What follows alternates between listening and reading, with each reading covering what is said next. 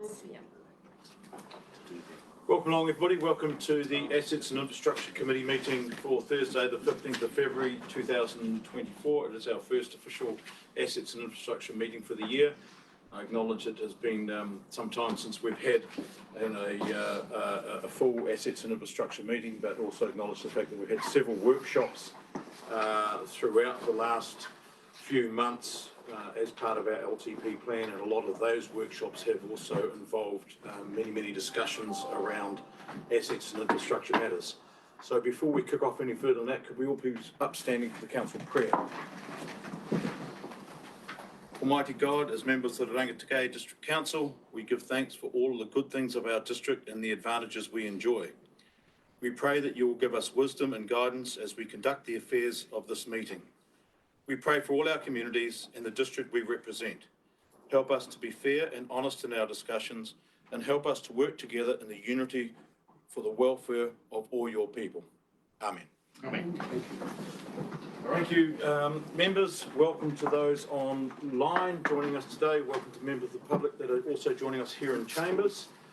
We will proceed through the order paper as per our normal procedures with apologies. Do we have any apologies received today that need to be noted? I have received one from Laquan Mihana, our representative of Tarupi Ka, who's unfortunately unable to be with us this morning, but we are potentially and hopefully expecting him in chambers for a later presentation throughout today's agenda. So I'll move that the apologies be accepted. Seconded from His Worship the Mayor. All those in favour? Apologies. Any against? That be accepted. Public forum. We have no public forum today that I've been made aware of. Is that correct? Thank you. Conflict of interest declarations. Members, we're all well and truly aware of our responsibilities around conflict of interest. If you feel you've got any conflict of interest that may arise throughout today's proceeding, please raise it with myself, the chair, and we can acknowledge that at that time. So thank you for that. I'm taking it there are no conflict of interest from any of the committee members today. Being none, thank you. Confirmation of order of business. That, Ms Gordon, is still as scheduled? That's right. We do have the presentation from Ria and Laquan at 10 a.m. So depending where we are in the agenda, we may. Okay. If we're running behind the schedule that doesn't meet, we'll shift the agenda to accommodate those members when they come in for their report. Thank you. Moving through to the confirmation of the assets and infrastructure, confirmation of minutes, Thursday, 12th of October 2023. We'll just quietly go through the pages and give you a chance. I'm sure that they've all been circulated to you and read. Page 7, 8, 9, 10, and 11. Are there any matters arising, amendments to, or points that need to be raised regarding that, just with regard to the clarity of those minutes? Being none, could I have someone move that they be a true and correct record? Councillor Carter moved, seconded. Councillor Lambert. All those in favour? Right. And against? We declare that as carried. That was item 6 on today's agenda. Moving through now to follow-up actions from the previous meeting. Just noting that you should have all received a tabled document update for items 1 through to 9. Have all members received that? It is slightly different to that in the status comments from what was received in our order papers as being circulated. Has everybody had a chance to have a look at that? So what we'll do with that is we will just bypass what's in the order paper and online and move through 1 to 9. I just move that the table document replaces the document in the agenda. Certainly. And I thank staff for it. Okay. Move to Worship the Mayor. I'll second from the chair that action be taken and recorded as it replaces the action list in the online agenda. Okay, thank you, Your Worship. So looking at that, is there any matters arising from those follow-up action lists that members wish to speak to or to address. I'll take any comment from anybody in the room, including staff, if they have further updates. Worship the Mayor, and item you're talking to. I think it's item number 4. Item number 4. Kokako Street, and I absolutely accept the comment with regard to motorhomes. Is it possibly an opportunity for, is it Elm Tree? Motorhome, it is Elm Tree, isn't it? I think so, yes. To put signage directing possible motorhomes to them. It just maybe a commercial opportunity for them if people are struggling to find somewhere to park.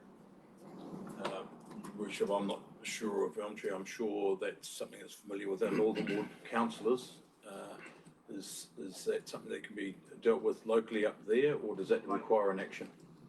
They have a business that where you can accommodate motorhomes, and they've spent quite some time and some money setting it up.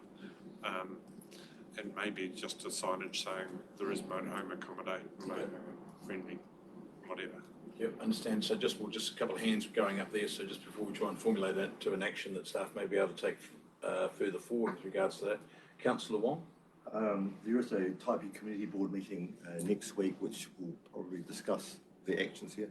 Part of that motorhome parking is just casual parking during the day for lunchtime stopping, and the parking of those motorhomes at the moment, they park on the main street and they stick out quite a way, so that's perhaps a danger to the public. So there's a combination of that, but also the Elm Tree matter will be taken into consideration.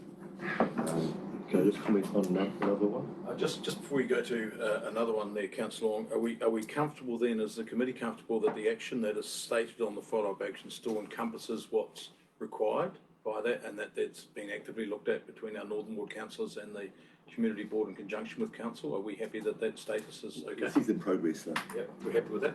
Yeah, we're quite happy to leave it. Thank you for the suggestion, Your Worship. Just before we go to you, Mr. Morn, Councillor Wong, you had another matter? Just say item 1, it's very good to see that being passed on, because that is quite a hot topic, being the Gretna corner, when the road went, and especially in the rain, and people sitting in the Gretna witness a number of incidents continuously. It's quite a serious situation. So I know it's not ours, but thank you for sharing your concerns. Just on that one, before I go to you, Councillor Morn, I note that the comments of staff will pass on the request. Is that will, have, or when? Thank you, Mr. Chairman. That is will. We haven't done it yet. So indication when we may be able to pass that on to Wakatai, and is there, what's the process to make sure that we can be assured that that has been passed on to them? We'll report back once we've done it. Thank you. Councillor Morn. Mine's just a generic question. It's about why this follow-up action is so different to the one we received in Big Tin Can. You know, I know, because one of my questions for the original one was there wasn't a lot of detail, and it's good to have the detail, but why are we getting it now rather than originally, you know? It's only been a few days. Yep. Happy to pass that on to Mr. Bernardi to update us on to where the status comments have changed. Thank you, Mr. Chairman, and good question. So for us at the moment, with the auditors on site, all my time is absorbed by them. What I've asked for staff is to put some replies in there, all those generic, and if I had time, I'll get back and put some detail in. So I had time, but it was too late to get it in the agenda to go out at the same time. It's just, time constraints at the moment is severe with auditors on site. Yeah. Thank you, Mr. Bernardi. We acknowledge and accept that, but I also acknowledge from you, Councillor Morn, that it's not ideal that we receive it as a table document, which I guess is where your point is, that ideally if we can have... it was an explanation for us and public. Excellent. Why things change. Thank you for asking the question. Councillor Duncan. Yes, I'd like to thank staff, and I believe our Mayor is also on the Kotari committee. Thank you very much for this, because from a Taihape specific perspective, all of, the majority, you could almost say 90% of our problems are to do with the main highway.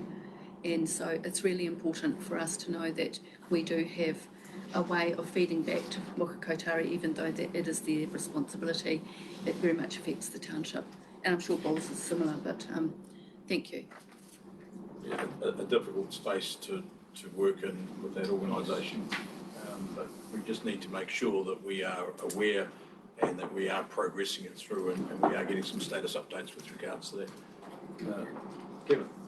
Through you, Mr. Chairman, I just wonder with item 6 as to whether that's should be an item that's referred to Rupuahi as well, because if there are marae on the state highway, then maybe you'd want to do a consistent sign like it's down in Horowhenua, and maybe they could consider that and come back with a recommendation as to whether it's appropriate for something that's similar on any marae that's on fronting the state highway or elsewhere, because I do think the identification down there is excellent if that's what you're wanting to see, but you wouldn't want to make that assumption either. So going for a bit of advice from Rupuahi may be a good idea. Yeah, I would have thought that it was certainly appropriate that they would be the body to come back and advise us.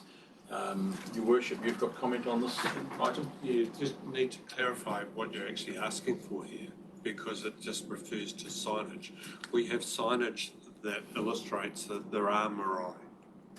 But what I suspect that Taihape is wanting is signage around safety aspects around Winiata marae. Okay. So if you just go to Whakakotari and say you want signage to say marae, they'll say, well, we've already got it. Okay. So that's an item that we might need to seek a little bit more clarity on. So that actually, Seek clarity. that's two different ways to I read it. To be fair, I thought it was signage actually indicating the marae and the nature of it, and thinking that would be specific to each individual marae around the district. But you've identified it as slightly different, Your Worship.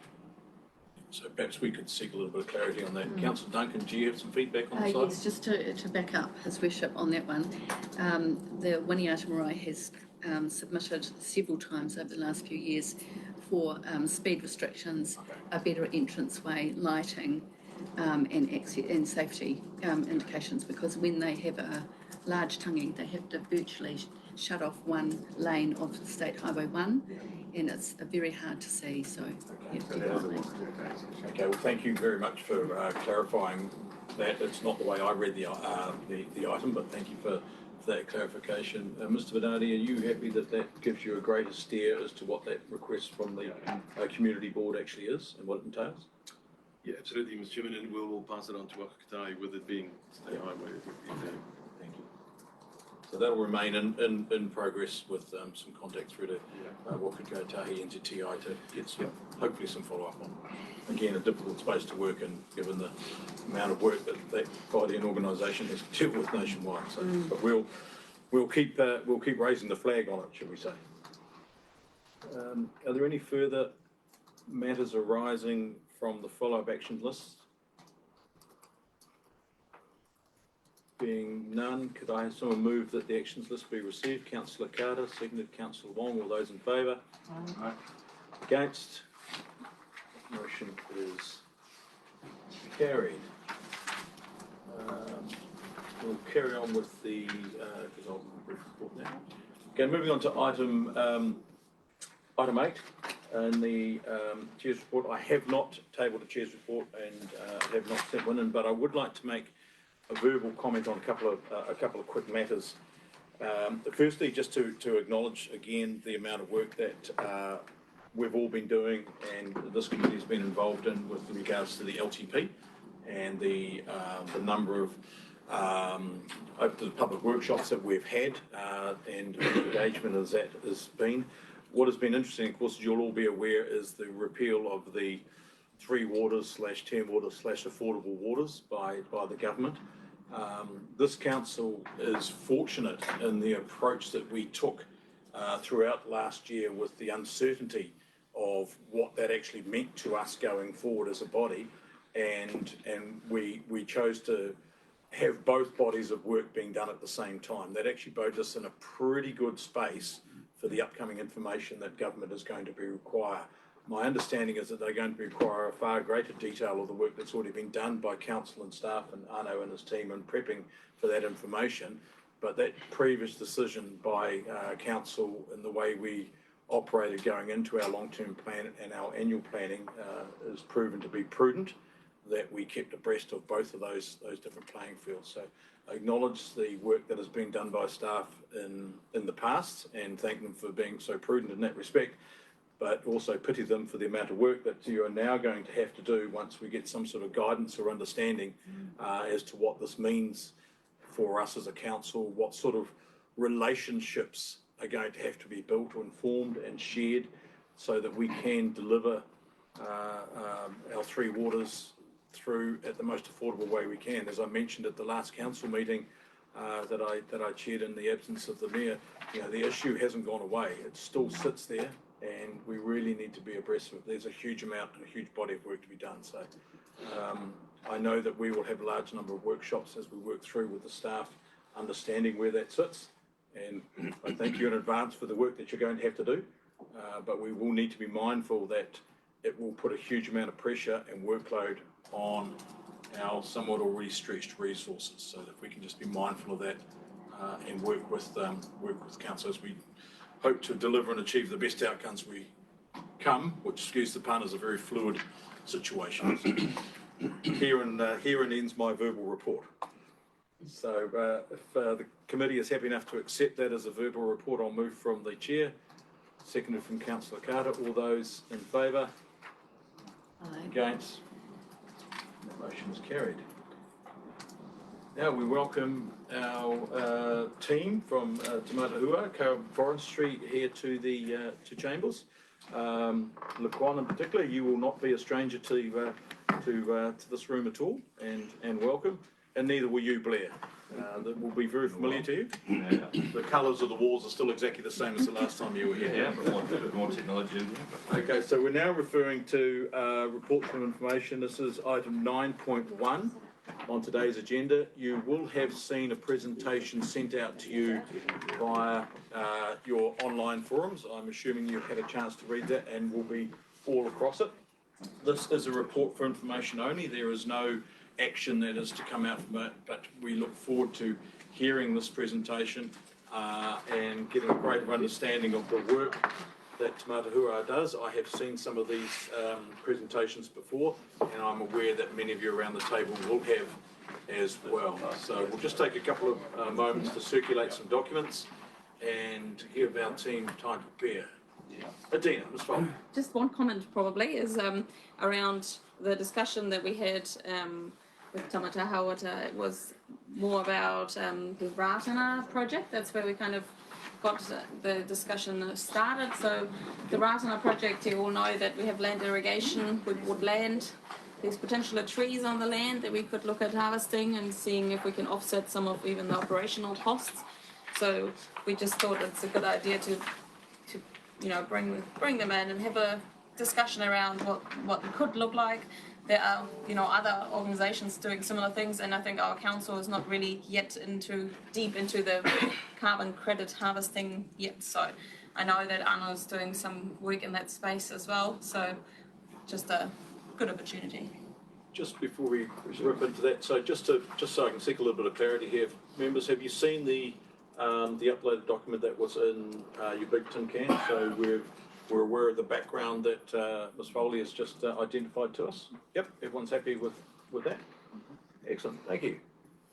Back to you, Blair, the floor is yours. Tēnā tātou hoa mā, ko Blair Jameson, taku wangawa, ko kai whakahoko o Tamata Hauha. For some people around this table, you might remember me from my days actually being a staff member here at Rangateke District Council, but since that point, I moved on to working to a point of being a director at Māori Agribusiness for the Ministry for Primary Industries, and have started a carbon forestry and commercial solar farming venture called Tamata Hauha, based here in Rangateke.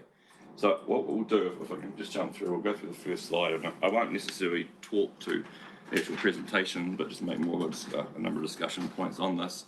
But in short, we'll start from high level from our proposition. We are in the game of funding the development of forestry. So I'm here specifically to talk about the forestry. In that space, we work right from the inception, from planning, funding the development, land clearance and remediation, ongoing management, pest control, and actually all the compliance and compliance management on behalf of our clients moving forward as well. In that space, that can include a wide range of forestry. So one thing that I try and make quite clear in these presentations is forestry isn't necessarily 1,000 stems of pine trees per hectare, your conventional, very tightly packed forestry species. It can be a myriad of things. We are well known for being very creative in the space and have a wide range of forests. And I've got some photos, and no doubt you will have seen those photos in your presentation as well. The main goal here for us, which differentiates us primarily from the other people out there on the market, is we're not here to convert productive farmland. So we're all about having and conversations with landowners. So what I mean by that is we start on actually working from a position of saying, what does good look like for you? What is the future state? What is your current state right now? And how do we actually take you to that future state? And as long as we stick on that line of that guideline, as that really informs our decisions, you can't really get it too wrong.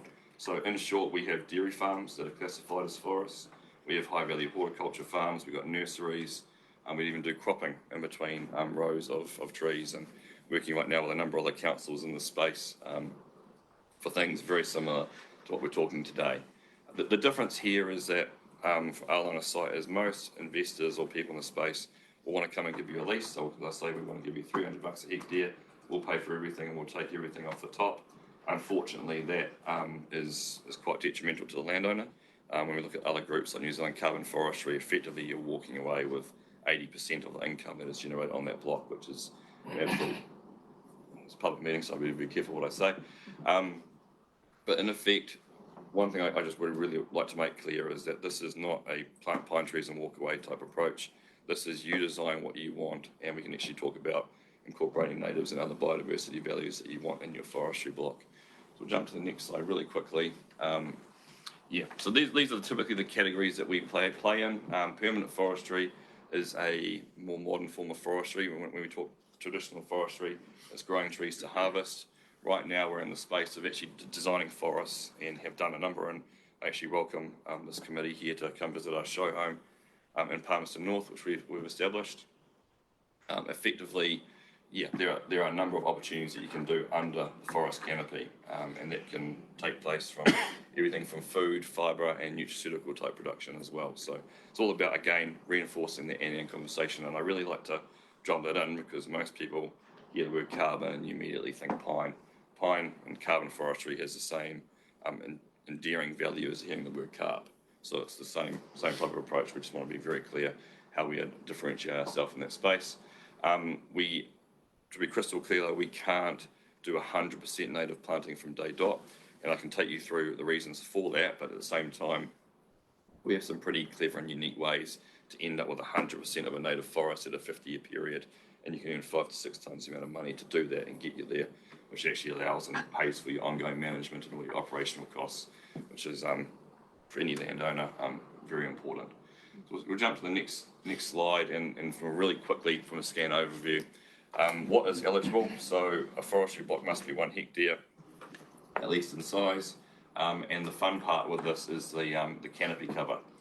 So a forest must have 30% canopy cover. Now what that means is, if you picture a tree like an umbrella, this canopy is the umbrella, over top of that pastoral area, or the area that you're planting, 30% at that tree's maturity has to be covered over that hectare, with no more than a 15-metre spacing between the drip lines. So effectively what that means is if you have some species that have a wide branching, I could look at an oak, which has a 15-metre radius to that tree, I can effectively plant that tree 30 metres by 30 metres apart and still be deemed a forest in the ETS.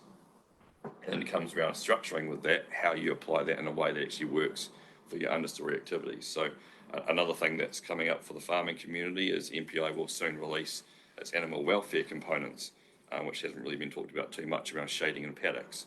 So at some point farmers are going to have to shade in their paddocks. Now, why wouldn't you design a shade system that works in the emissions trading scheme that will earn you a significant amount of money, and dare I say it, a whole lot more than your current farming operation anyway, typically, unless you're in dairy, for these blocks, and actually have the added benefit of being compliant in the future as well. So we'll jump to the next slide. I think pictures speak 1,000 words. This is a dairy farm here we have in Te Awamutu.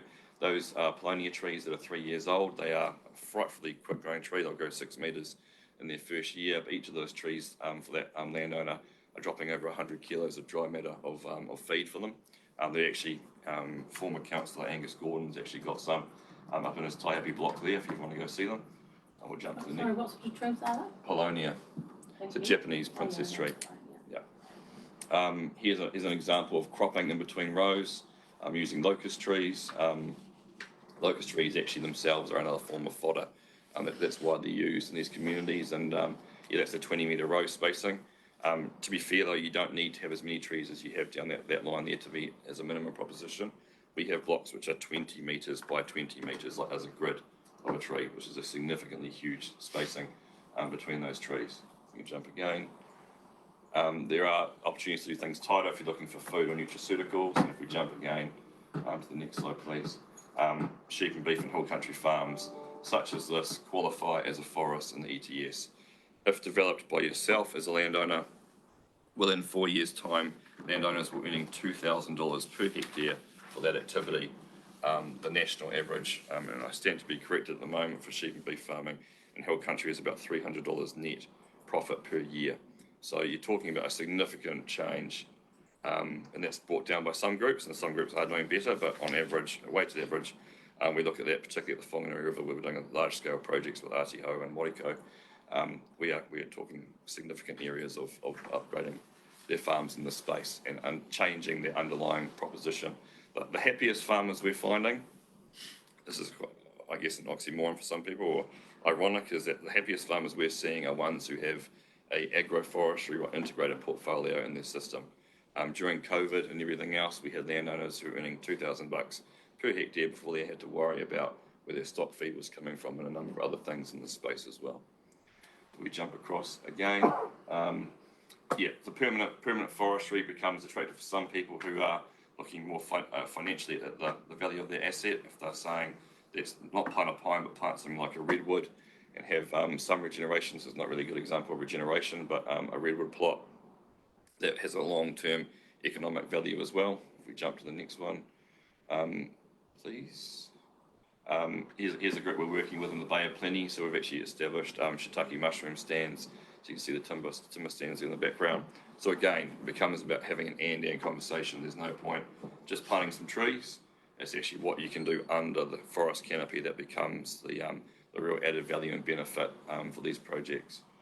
Jump again, please.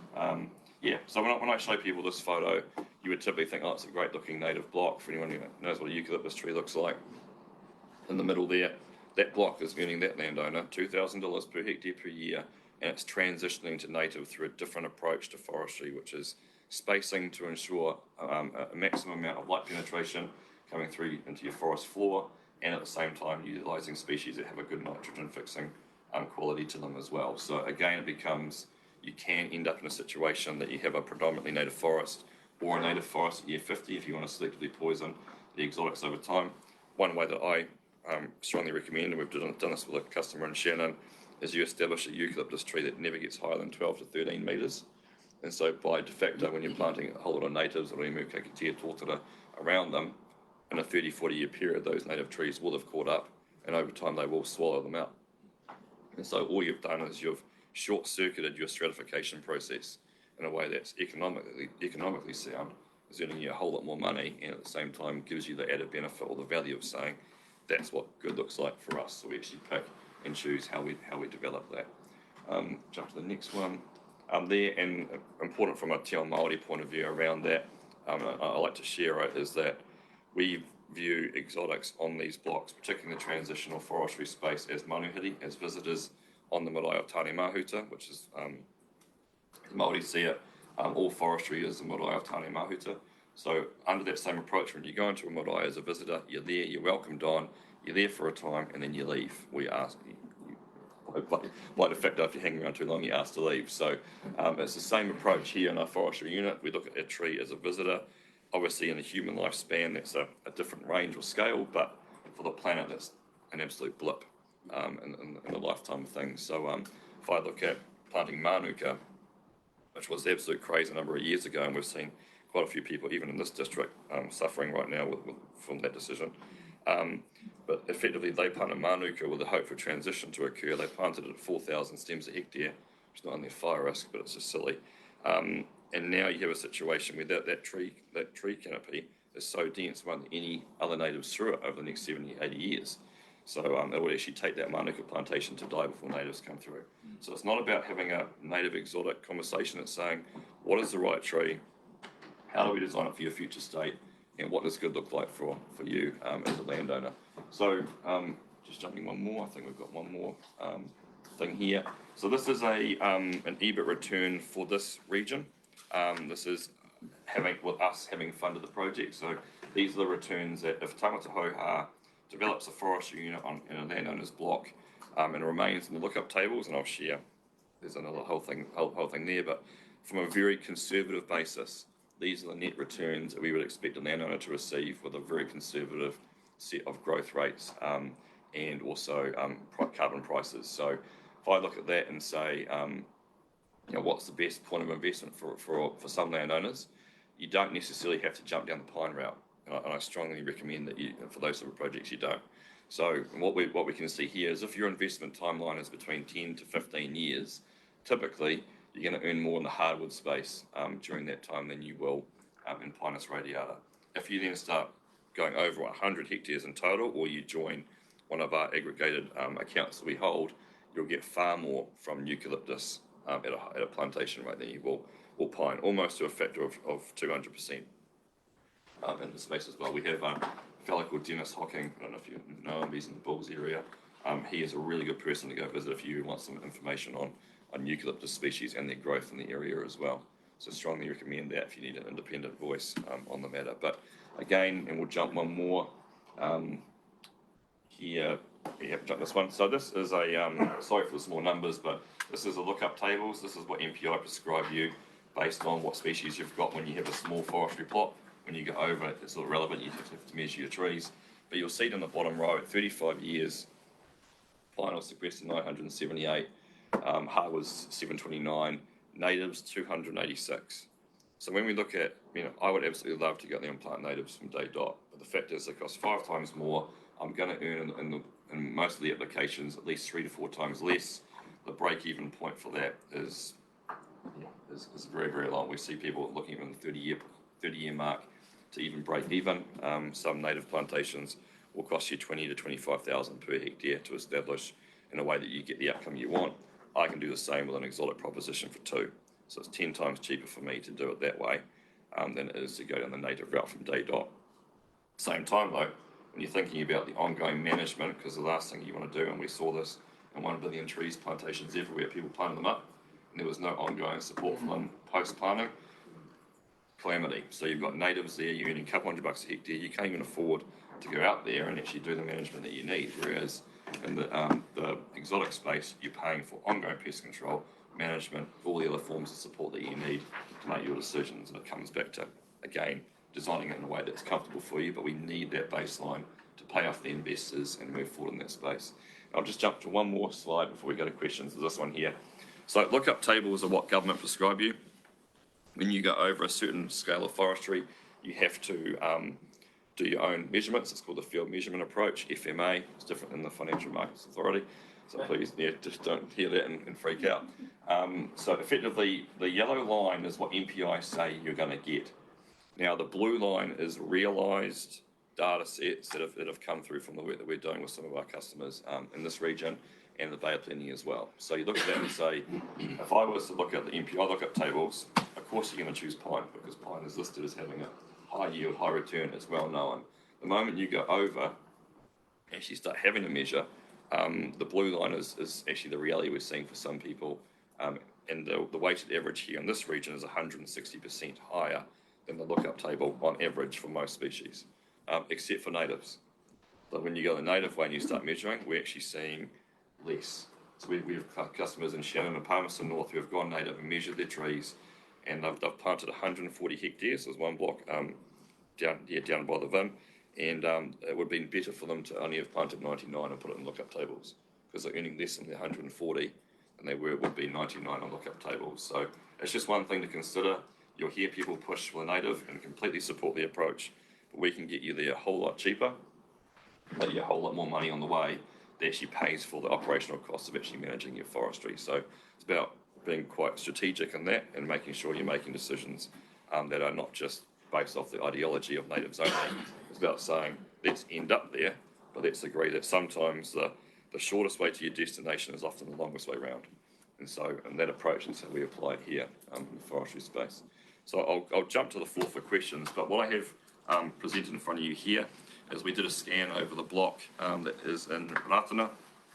The items, the returns in yellow would be council's returns if we were to go out there and plant that area in a way that was conducive to on-site land disposal. And I think when we talk with staff, like we're more than open for all the operational type of constraints that you have, dispersal by air, overground pipes, all of it doesn't bother us at all. So it just comes back to designing a forest that would work. But when you've got that ability to play with a 20-metre row spacing, there's no problem with that at all. Another thing as well, and I did flag that at a high level, we have helped a number of people, actually a couple in this region as well, into farms themselves. Having done so, putting together a proposal for the bank and saying, here's our contribution, here's the net returns, here's a price floor and a price ceiling for the range that we'll pay them if the bank want that concrete level of assurance with the project. So some banks will say, yes, we realise you might get higher returns, but from our line of sight to de-risk this, we would rather have a lease or a rental or a floating agreement that said that there's a minimum yield for us per hectare, and that's something that we have done for a number of our people, and banks just jump at that straight away because I'm offering far more than traditional farming operations to get them going and saying, here you go. So we can put you in touch with some people if you want to have that level of conversation with them as well.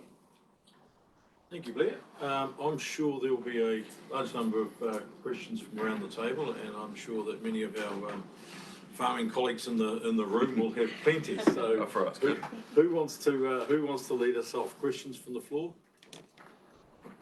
Councillor Duncan. Thank you, Blair. This is awesome, very exciting. Can you just tell me how many years of data you've got so far? On the growth. So yeah, that's a really good question. So we work with Scion. Scion is our strategic partner in agroforestry. We're noted with them as leading the charge in transitional and other forms of forestry outside of production, which has got us a lot of notoriety and things recently, and Sunday TV shows, and personally been put forward as New Zealander of the Year at the moment. So on that space for the nature of actually trying to create some different outcomes for people. But we have over 130 years of PSP data sets from Scion. So that's a permanent site plots that were established. The New Zealand Forestry Service was originally stood up. I actually have if you want to get into some detail, I'm more happy to actually show you how that all works. But effectively, we can actually go to a site, scan it remotely with our AI platform we've got. It comes up with what's called a Site 300 index, and we can actually input the specific requirements of an area, everything from topography, hill country rainfall, average mean temperature. We can put that in, and within a 5% level of accuracy, we can project across 12 different species what your carbon yield is going to be. Yeah. I'm one more question. Supplementary to that. Thank you. That is fantastic and quite boggling. But I was actually thinking about Tamata Hoha, your business. You've with your plantings, etc. You've been going. How many years have you been operating? Yeah, this is our third year now. We've planted 10 million trees in our 3 years. We'll be planting 5 million trees this year. Councillor Morn, you had a question? Yeah, on the transitional forest, is this just for carbon sequestration? No harvest? No harvest. Yeah. No harvesting. Yeah, no harvest at all. Yeah. Okay, so those gum trees you have in the forest, Yeah. what happens? They fall over and damage or just normal? It really depends on the nature of what we want from a customer's point of view. So some trees will, is a really good example. So some blocks, I will deliberately plant the wrong tree in the wrong place as well. So if I plant a Eucalyptus malleodora, which will only get 12 metres, it likes to be in Northland, it will still grow in this area, but it will grow pretty poorly. And if I plant a Eucalyptus a Saligna right next to it. Over time, because the Saligna will outcompete the other eucalyptus, it will actually naturally thin and prune a forestry unit. So we can get a forestry unit to take itself down to about 100 stems of hectare naturally if we wanted it to. Now, removing eucalypts at 100 stems a hectare isn't too expensive from our line of sight from a project, because all we do with the landowner is say, if your management plan is to reduce those trees at a certain age or rate, all we do is we get in there and we actually start topping them individually. So, and then topping them down to a level of about 10 metres off the ground. You can do that across 50 to 100 trees on a per hectare basis quite cheaply with our own team. And therefore, when you cut the tree in half, by de facto, it will then be shaded out by the natives at that point as well. So you can take a strategic approach. The issue would be is if we went there, we planted 600-700 stems of ukes and 300 of natives, and then at one point just said, they're all coming down, well, it's going to be a calamity. It's going to be an absolute cluster of issues in that space. So it all comes down to looking at that type of terrain, looking at the access issues, and then trying to position what eucalyptus trees will work really well in that space, and then ones that won't coppice, ones that nitrogen fixing, ones that don't have anti-competitive behaviour, and that changes with the eucalypt region by region. So there's over 1,000 species of eucalyptus trees. Some are geographically defined by a certain valley where they come from in Australia. So it comes back to how you plan, but planning is everything. Further question? We've got lots of hands going up. Yeah, that's good. So the pine, Mm-hmm. they'll never be harvested either. So 30 years' time, what happens to them? I understand that pine, they only Pine lives for carve out of them for 30 years or something. No, so that's there's this perpetuating view that pine trees will be dead at 70 years old. It's not true. So pine, if you plant a pine plantation today, and there's science reports I can supply you if you wish, they'll live for 250 years. But what will happen is you will have, if you planted 1,000 stems or 500 stems, over time you would end up with about 35 stems per hectare at that 250-year period.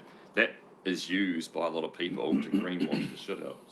To greenwash the projects and say everything we plant in pine is going to transition. That's a nonsense, because you're continually dropping pine cones and you're continually generating new trees. But from a pine line of view, if you were doing a pine transitional, which we don't recommend from the outset, the only pine transitional I do is when there's a pine forest already there, and then we go through and actually reduce that number down to 150 stems per hectare before we start.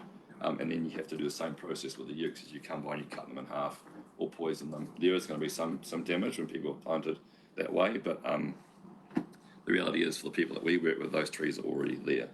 But the permanent carry pines will last for a long time. Absolutely will last for a fundamentally long time. And you can see them in Wellington. They were planted in 1864. Pine Parliament, some of the age of those pine trees. Thank you, Your Worship. You had a question? Yeah, 2 or 3 questions. First of all, in terms of our land holdings in what was forestry, and I'm saying we've transitioned out of it, there may be small blocks that we could consider transition to native. But I'm far more interested in our desire to transfer waste to land. With the first question, with the profitability that you're expecting, would you consider as a company, or would your company consider a JV where you purchase the land and you take the return from the forestry on the basis that we have a disposal field to, so a legally set up entity to achieve that? So yeah, that was what I flagged in my report to some extent. So it comes down to conversation. So I've bought land for people in the past on the notion that I am only interested in the carbon. This wouldn't be buying land for us. It would be buying land in terms of a JV between the two companies. Yep, would have no problem with that at all. The second one is you are right. The industry is transitioning to hardwoods, and the potential use of hardwoods, we have done quite a lot of work with in terms of understanding that, and in terms of, and one possibility, for instance, is actually machine harvesting. So I've set up a pot for this already. The difficulty is the existing rules wouldn't allow for that in terms of sequestration, carbon credits So, in establishing your forestry block, what you do is you go into a site, you plant your rows, well, your 20-metre apart rows, and however you structure that. That is then registered.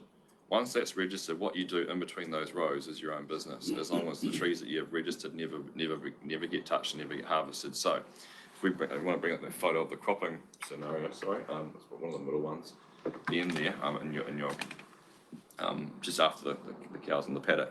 But effectively, if you have the wide rows of trees like that, and then you start planting a crop of, say, willows, which is what old mate's doing down the road here for extraction of lignin, like this. So say in between these rows here, you then establish a poplar and willow, high, fast growth, sucking the nutrient out of the ground scenario. There's no reason why you can't go and crop those trees, as long as you have your baseline trees established before you go in there. If you go in there and just plant everything and say, here's my registration, then you go through and you start cropping your rows, you're in breach of the rules of ETS. So long as you stage it. 20 metre platform was there. Existing, yep. The machine harvest. Absolutely, you can, and we do it. And we've set up a block for this and pumps and all. Yeah. The option I would probably prefer us to look at. Absolutely. Well, it gives you an option as well. I mean, to be fair, right now regional councils are looking for more and more poplar and willow farms for poles. So there's no reason why. I mean, we're looking at our flats, and we're expecting to earn nearly $15,000 a hectare from our nursery operation down there. And I would quite happily even pre-purchase or put an agreement in with that JV to buy the outcomes of some of those poles, because I need them. I'm planting over 150,000 poplar and willow poles a year at the moment now. So from that line of sight, I'm having to grow my own nurseries and do this stuff myself, because we need them for projects. Yeah. There would be two aspects that appeal here. One is the ability to be able to harvest hardwoods for the industries that we look at. Mm-hmm. The second one is the ability to use that to remove nutrients, especially nitrogen. And those would be the two aspects that I'd be keen that we look at. Absolutely. What I strongly recommend, if you wanted to come for a field visit out to Palmerston North, we have a show home we built. We purchased a 101 hectare block, and we've established it in all the different ways you can do carbon farming with all the different species, and on our flats that we've established a cropping row for. So I can't remember the fella's name. It eludes me the name. He's got the system down here on out by recycling centre. Kevin Snowden. Yeah. Certainly, we would be potentially interested, for instance, especially if you said, hey, we'll set up an agreement, you purchase the land, and we work with you, you take the forestry returns, which justify that land purchase, it would remove from our asset. Absolutely. That's why I put it in there. Yeah. Councillor Carter. Cropping, is it solely just for the regeneration of trees, or is it vegetable as well? Whatever you want. So as long as your base proposition, what's in the ETS, doesn't change, you can do whatever activity you want in between those rows of trees. So my question was regarding that, with the vegetables being fed by human waste, how's it perceived by the public? Oh, for this specific project, that would be a hurdle. To be fair, even the stuff that Manawatu District Council use for cut and carry over their block is. We're going to ask the same question. I don't think we're going to have that lovely picture that's sitting in front of you there somehow, given the fact of the nature of what we're looking to dispose on the land. It's going to be a viable option for this council. Councillor Lambert. Just quickly, with your permanent forests, would you eventually rely on self-seeding? Like, you leave it like a more your native one. Like, you can't manage it forever. Would it get to the point where it's like, you've got it established and then it just runs itself? Yeah, so all comes down to the conversations we have with the landowner. So if a landowner says, we want you to infill with natives, well, then there may be a year or two within that profit line that there is no profit for them, because they've asked for us to go back in and strategically place high-value natives, so Aranga Te Rarako, so your Tōtara Kaikatea. Because the last thing you want to do is just go plant Manuka and say it's going to happen. You actually want to be planting high-value species that are eco-sourced from that area. Hear Athel's voice in the back of my head when I say eco-sourcing, for those who know. And so from that line of sight, we would just work with the landowner and they might say, okay, around year 7 and years 14, we want you to infill this species here and these are the types of species we want at that stage as well. So you would just develop your forest relying on natural stratification to occur, but you would actually manage and put the inputs in yourself. Yeah, you'd have to, I mean, and for most places, because yes, there's seed source around, but you don't want to end up predominantly with just a Manuka, Kanuka type scenario in 50 years' time. That will collapse and you'll need to put things in there anyway, if there's no local seed source. So it's about being quite targeted. So when we go out there, we typically apply karamu, karaka, and a number, karaku, karaka, mahoi, a number of other species in there anyway, just to make sure you are going to get that canopy coverage and at least have something that reaches that 12 to 15 metre height, some form of permanence. You know, it's just like on my farm, there's a little gully that's regenerated itself. And I really can't get over the variety of natives that have like I've never done it. Absolutely. But the variety is incredible.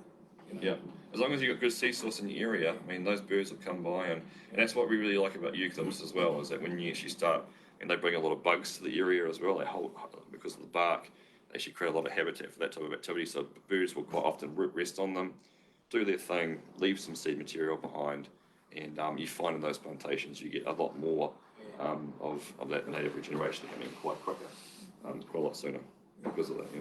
All right, we've got a reasonably busy schedule, so we'll start to just wind down with a couple of final questions. Councillor Dalgety. I'm interested around permanent versus harvesting propositions. Mm-hmm. Can you register a permanent forest and then change? Yeah, so how that works is, so there's new rules now, or more recent rules. So you got 2 categories. You have the averaging category and you have the permanent category. You used to have a system called stop change where you would plant a tree, at the time you harvested, you would repay effectively 60% of the credits you earned over that period of its life. And after that, you wouldn't earn any more credits ever again.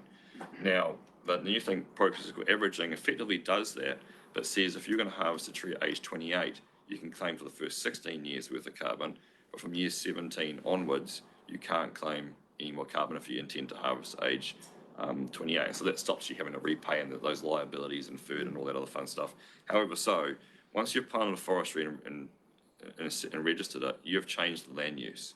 So once you harvest that tree, you then have to replant and you can't go back in the scheme unless you then go into the permanent category, in which you've got a stand-down period of about 5 years.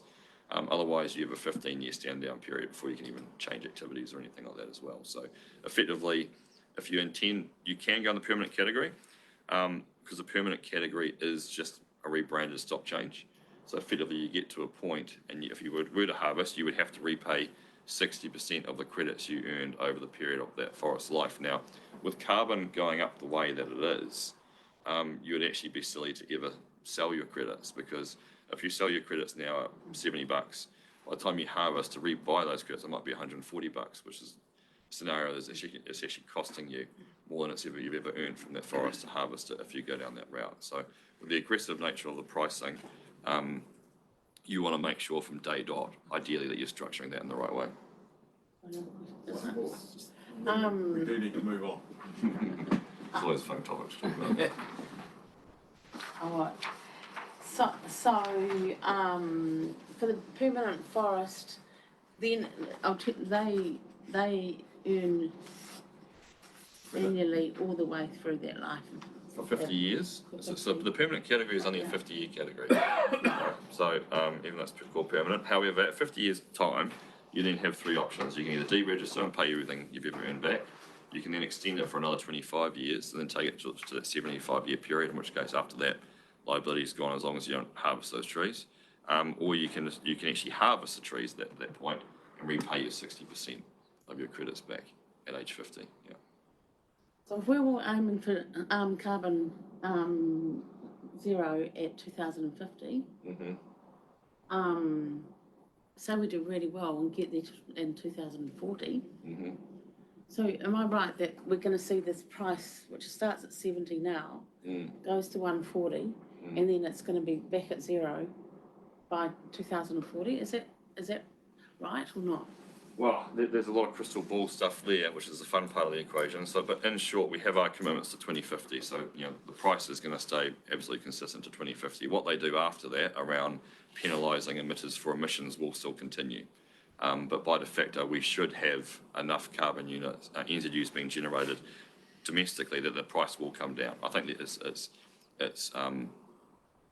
it'd be unfair of me to suggest, hey, this is all going to be, beautiful for forever and ever. Amen. It's not. I look at these things. Short term, is Well, effectively, it's a 50-year term. So the government have committed you to a 50-year term, so you should look at it at a 50-year term investment as a proposition. However, so when you look at the returns that's likely to come off those blocks, and when you get to that point in 15, 20 years' time, you should be earning around $7,000 per hectare from these forestry units. Every 2-3 years, you're paying off the value of the land that those assets sit on. So strategically, that's all I recommend to a lot of people as well, is actually look at it from the point of view of saying, this is as a strategic asset for us now to procure more land holdings in future. And what you can do is you can always save the carbon units you're generating from one block to go buy another and then plant that new one up if you wanted to. And then you can deharvest the original block without any liability because your liability hasn't changed because you've spread it to a new block. So there's heaps of different ways to skin it, and that comes down to the details and the fun part of those discussions. But my recommendation, look at it as a 50-year window. From a natural insurance point of view, if I'm looking at from my own block, which I've purchased and whatnot, I have a natural level of insurance, which I'm saying I am planting high value trees that if the ETS or anything happens in future, say the scheme does collapse in 30 years, 20 years time, I am left with an asset that hasn't cost me anything. So if I'm left with a high value tree, eucalyptus, Persistana, botrytis, something that's going to pull out 5 to 6 times the tonnage and value in a pine forest will, by de facto I'll get my land recuperation value. The loss is mitigated through actually having a natural insurance policy in place, which some people utilise as pine, but because pine, everyone wants pine to harvest and whatnot. But if you are targeting, you're specific with it. Cypresses and you thin and prune them the same way you would do as if they're going to be harvested, because if I planted a pine block and then didn't do anything in pruning, in 30 years time that pine forest is only going to be worth making posts and battens out of. It's going to have no value to a landowner. However, you treat that block as if it's going to be harvested, but you never harvest it if you are looking at it from a strategic point of view. So it all comes back to risk mitigation. Further questions on that can be taken at a personal level, Councillor. But I think what we do need to do, we do move on. Thank you for your presentation. Blair, one very quick final. Are you the only operation offering this in the country? I am the only operation offering the non-pine driven mandate. So we grow 23 different species of tree. We are well known for being outside of So your proposition is unique to you and your organisation only. Is that what we're hearing? Absolutely. New Zealand Carbon Farming, who are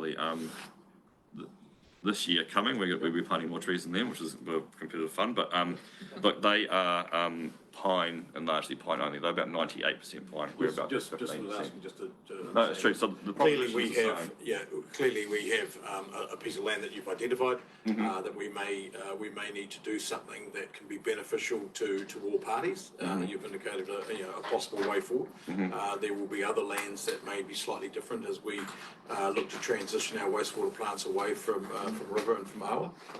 So things may change, but I was just looking to identify that. And one final question, your scale of returns here, and anyone who bought a superannuation policy at the age of 20 and thought they were going to millionaire when they got to 60 discovered that it was incorrect.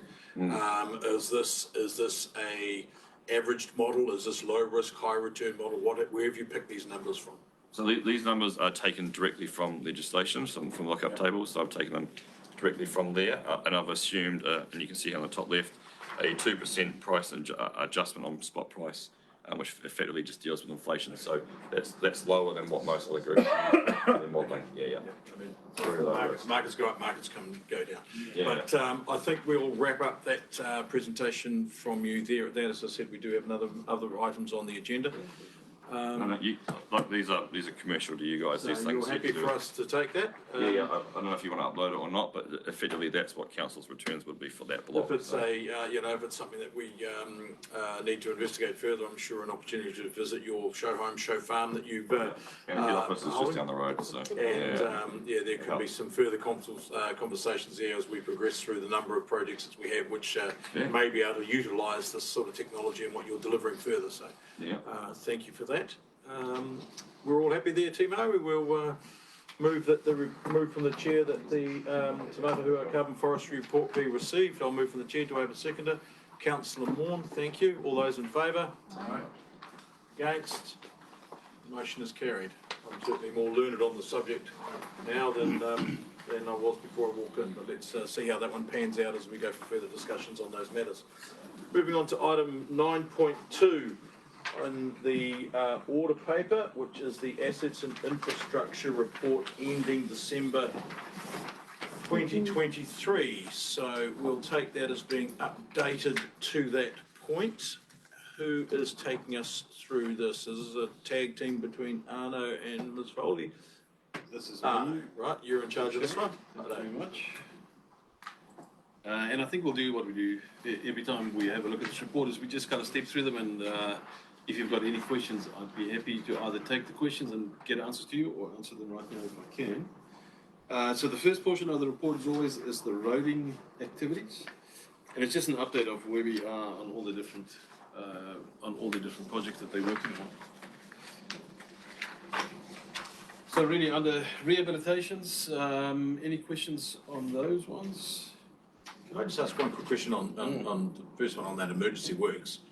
That's the amount of funding, approved funding, therefore it's 63% as an average, therefore the actual cost of those emergency works is a third higher. Am I correct in reading that? The way I see this, that's the total cost, and the fire rate will then be That 3,990,000 is the total cost of which the percentage comes off that. Yes, so for the first 562, the NZTA will pay all Yeah, that. I just sort of looking at that and I suddenly thought, what are we, which is that way around? I mean, is that the total? Yeah, because it says funding, approved funding. So I'm just trying to clarify if it was the actual cost of the works was more than that, or that is the cost of the works. I can definitely follow up on that. Would be, because otherwise it's quite a different figure, effectively, if you see what I mean. Yeah, I do. Councillor Dalgety. When I just look at the financial tracking, item 8, page 23, and I see where emergency works at 41%, subsidised maintenance and renewals at 48%, and on we go, 29% and 43%. And I think about where we are at the end of summer, and I was just concerned about those levels of being able to get there. Right, so just for clarity, you've gone to item 8 in this report, financial tracking. Yeah. Yeah, but we've overstepped the rest of it as we were going through, so there may be some more relevant information that comes. I'm just sorry, we've just jumped from page 16 to 23 or something quite quickly without Sorry, I thought you were talking about the road. Yeah, but just as long as everyone's caught up with that, because there may have been some information in the other earlier matters that might have perhaps helped precede that. Perhaps. Your worship. Come back to that question, sorry. We're just going into a process of LTP consultation. A number of these communities I know are passionate around where roading is and the damage. It would be useful for me if you could print out or give to me a total list of the underslips that are in the action waiting and when they originated. Is that possible? So when you're saying there's 40, because I'm just wondering whether that I'm sure that there'll be people that say, oh, well, this one isn't on the list, when's it happening, sort of thing. Is that able to come out of assets? a Mr. database on it? Chair, I don't know, to be honest. That would have been generated through the RFS system under different things. I don't know if we would have to check each one to find the different spots, or I don't know. I don't know. I'll have a look at it.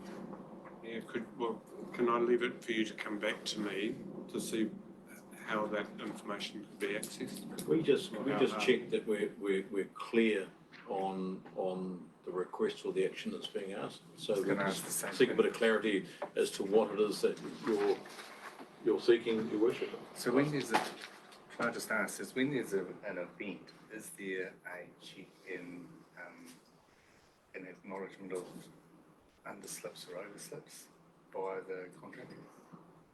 Do that? No, I don't think so. I think the request will come in via the request for service system, either via the internet or on phone or in person. In our case, that goes directly to the contractor. They'll then go and check and see what it is. That's how it works. And if it's a quick repair, they'll do it then. If it's something that's much larger, they'll plan it for later. But I'm not sure if there's a discrete list of these 40 ones, or if we'd have to wade through all of those different events and try and find them. I'm not sure. I think the bottom line is to see how many of the RFSs are closed off. Well, that's like I suspect that's probably a good place to start. If there is 40 underslips sites, then someone has to have lodged them. So if there is 40, or is there more than 40? So I'm guessing that's where the question that Your Worship is asking, but I'm just looking to seek some clarity so that we can take this as an action. Yes, I had presumed literally that there would be a button you could push on the database that says these are the 40 that we have. These are when they came into being. I would have thought that was core information, but I was thinking, for instance, if I go to Tootanui Hall and somebody says, well, the underslip off on the Mount Cool has been there now for 5 years, when's it going to be fixed? And making sure that actually we know about it, that it is on a list, that there is either a priority assigned to it that says we just can't do that, or whatever. Yeah. So getting a greater understanding of what the question that you're asking is, I think will be helpful. But it's quite valid if we can understand if a request has been come in, where does it sit and how does it get into the works program? And I mean, it's a question that we've asked before, I know, as to what is the checks and balances and the follow-up, so that we can see that it is scheduled or it's not scheduled. And the reality of it, if it can't be done, or if it won't be done, or if it can be done but it's 2 years away, we need to be going back to tell people that it's 2 years away and it's not a top priority. Well, I think I think it's a core understanding of our network as to where our network is at. You know, so if somebody says, hey, our network is deteriorating, that the number of underslips we've got active is no longer 40, it's moved to 70 or 80, and we're getting further and further behind. We need to know it. Yeah, if I may, Mr. Chairman, I think a similar discussions come up before, where really what we should focus on is what is the required levels of service for the activity. And if it says in there that we should visit the site and fix the repair within certain timeframes above a certain percentage, that's what we're chasing. I think if we're going to wind the clock back 5 or 6 or whatever years to figure out was something submitted then and has been fixed, the amount of detail that goes into it would be an enormous task to do. The question really is, are we achieving the levels of service that we've agreed with our customers in this activity? Yeah. So can I just ask one more quick question? So does that mean that our assessment of the network is totally reliant on our RFS system? No, not at all. So if you can cast your mind back, we've done this twice with council and workshops, is to explain how we produce our 3-year work plan for NZTA.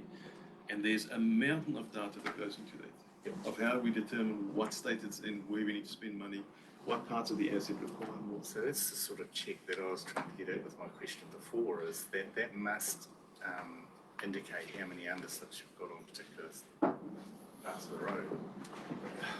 No, not necessarily. So what that looks at over the 3-year period is what is the smoothness factor on the roads, deterioration factors. There's a whole range of data that we collect constantly, but it doesn't necessarily have a list of slips. It talks about the asset condition as a network. So just before we go to the two questions over here, the 40 underslips is just an estimate that somebody's thought about. It says in the paper there's 40 underslips, so I'd assume there's 40 underslips. So I would imagine it's a rounded number. I don't think it's, I can go back and ask, but I don't think it's a specific. So you don't feel it's an RFS number? There could be 80 RFSs and 40 of them have slips in them. Or there could be 100, or I don't know. I think there might be a little bit more clarity we can take from that, but I want to come to a couple of questions over here first, so that we can be a little bit sure that there is an action or something that can come out from this question. Councillor Duncan. Thank you. I have a question about, and I'm just starting at the beginning, just for my understanding, but on the subject of the underslips, can I take this opportunity to say how great it is to see the work that's been done on Cage Road, the widening of the road there, the road that goes from Mangaweka down to the Arborstone, the Mangaweka Bridge, and how that is so important, especially given the problems we've had with Otara Bridge. So, because those are the only two access ways for the people of the Rangatiki who live on the other side of the river. Okay, thank you for acknowledging that. And the second part of your question? Second part is I don't really understand if you could I have some clarity around the first list here, event type. It's got Cyclone Gabriel twice.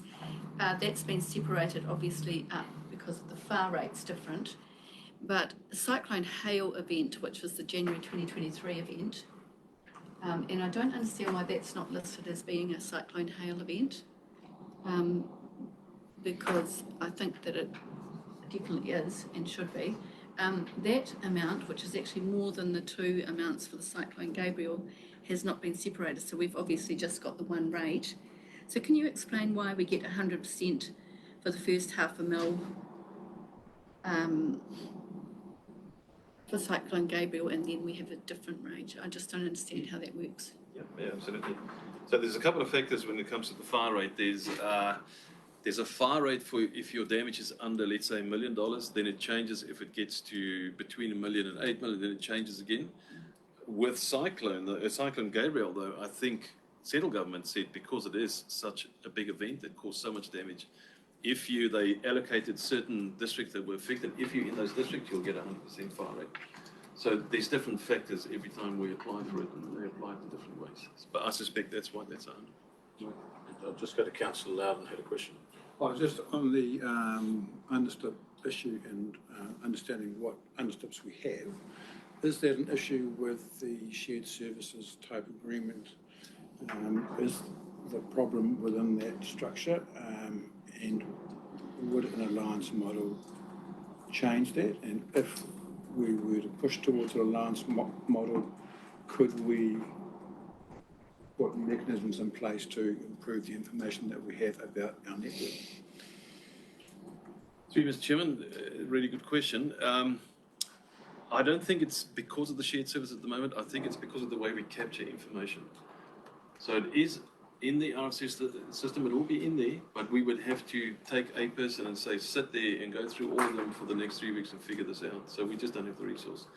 If we look at any modern contract, I would write into the contract that we want modern equipment for reporting, something that's more online, that is accessible, blah, blah, blah.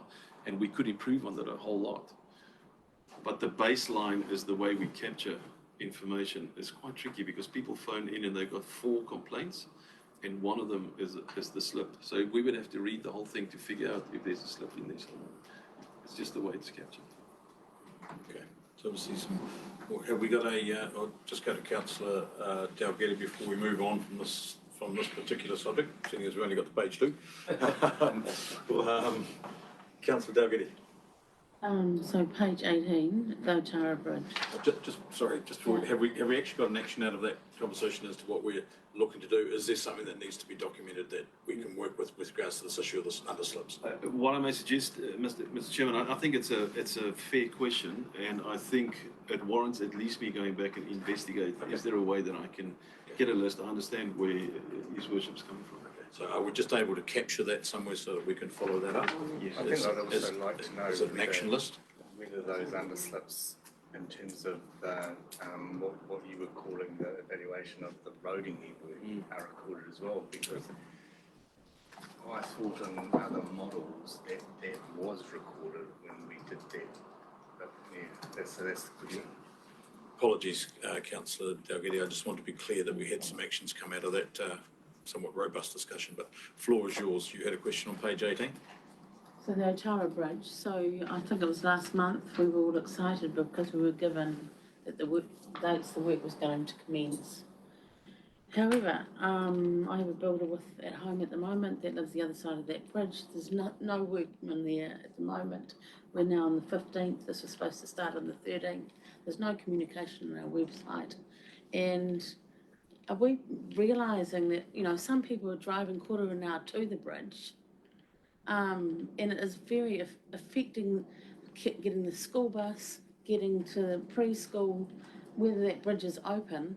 It is affecting people's lives, and just we thought we were doing okay with the communication, but we certainly aren't. Okay, there's a couple of nods around the table with regards to that one, so anybody able to make comment with regards to that, or is there further information? No. Anna, you're not aware that there's been a time delay from what was originally indicated? I think that it's has been signalled? Can I just say, I don't think it's a time delay. They were prescribed a period that it was being closed from. And so it's whether they can manage to communicate the time, you know, that it is actually closed, or whether they believe that that's too messy to then say it's open for these days and then closed. So they've probably got an operating period, I know, that says it's technically we've closed it from the 13th until to do your job, and the people have the contractors are working within that time frame. So I'm not sure it's a delay. Well, it says here in the report, and that's the page that I believe Councillor Dalgety is referring to, it will be closed between 9 and 3 p.m. So, Councillor, you're indicating that it was closed between 9 and 3 p.m. It hasn't been closed yet. No, it hasn't been closed. 2 days later. There's no work And so what the locals are saying, well, we're going to set up our own WhatsApp, and we're going to go down and we're just going to talk to the workers, because it is so impactful when the bridge is closed, and they're sitting at home thinking it's closed, and it's actually not. It is open. If we get a contract, but we can find it out. Okay. We've got a camera there, we could have a look at it, see if they're there, and then send out a WhatsApp. No, the bridge is open. So clearly from the frustration in your voice, Councillor, is that you'd like to see some better communications or clearer communication as what's happening during the indicated time that it's going to be closed, is it or isn't it? You'd want to see somewhere where it can be fed via websites or something. Is that what you're asking? Yeah, certainly. I've been led to believe the website is the where to go for the right communication. Yeah. And that needs to be accurate, obviously. Yeah, and I thought we were doing okay, but we're definitely not. Carol, is that something that falls into your Just camp? actually, Rhonda, just searching it back to John Day. Okay, we're just taking a little bit of immediate action on that one now, so thank you for raising that. Your Worship. Is there any update on the budget position against this week? Everyone hear that question from Your Worship? The what, sorry, the budget? Budget, so it has been labelled as a body of work, quite rightly reported on. It'd be useful to know whether it's within current budget. Is that a general question, or are you referring to something, a page in the order paper? I'm referring to page 18 in the order paper, the Otara Bridge progress update. Yep. I'm just interested as whether it's still sitting within budget or there have been variations to it. I'll have to ask you. I'm not aware of that either, but the contract price was awarded that we know of, so Yeah, presumably that hasn't commenced if they haven't started work on it. The contract price also said there'd be some investigation work that was required as part of that process. That'd be something that we could follow up on once we do get some work started on there and take a little bit more understanding of what the cost structures are involved as we proceed through that contract. Yeah, it's with the contract, yeah. Okay, moving through we were looking at page 18 there. I know anything further on that, just some updated some works with regards to guardrails and a few other bits and pieces. Yeah. And then also moving through to page 19. 19, I have a question. Question from the worship on page 19. The contracts that have been awarded to loaders, were the tier 2, tier 3 contractors able to quote on that work? Through you, Mr. Chair, I think we still have to comply with NZTA requirements, and I don't think they're registered to do that.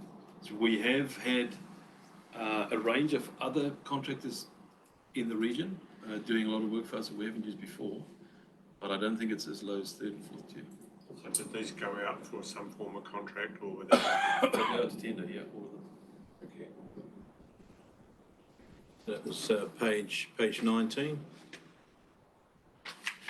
Further information there on updates there with safety improvements. And on page 20, comment from anybody with that? Councillor Dalgety. I just, it seems that we've just put in those start and finish dates as we're putting it into the long-term plan.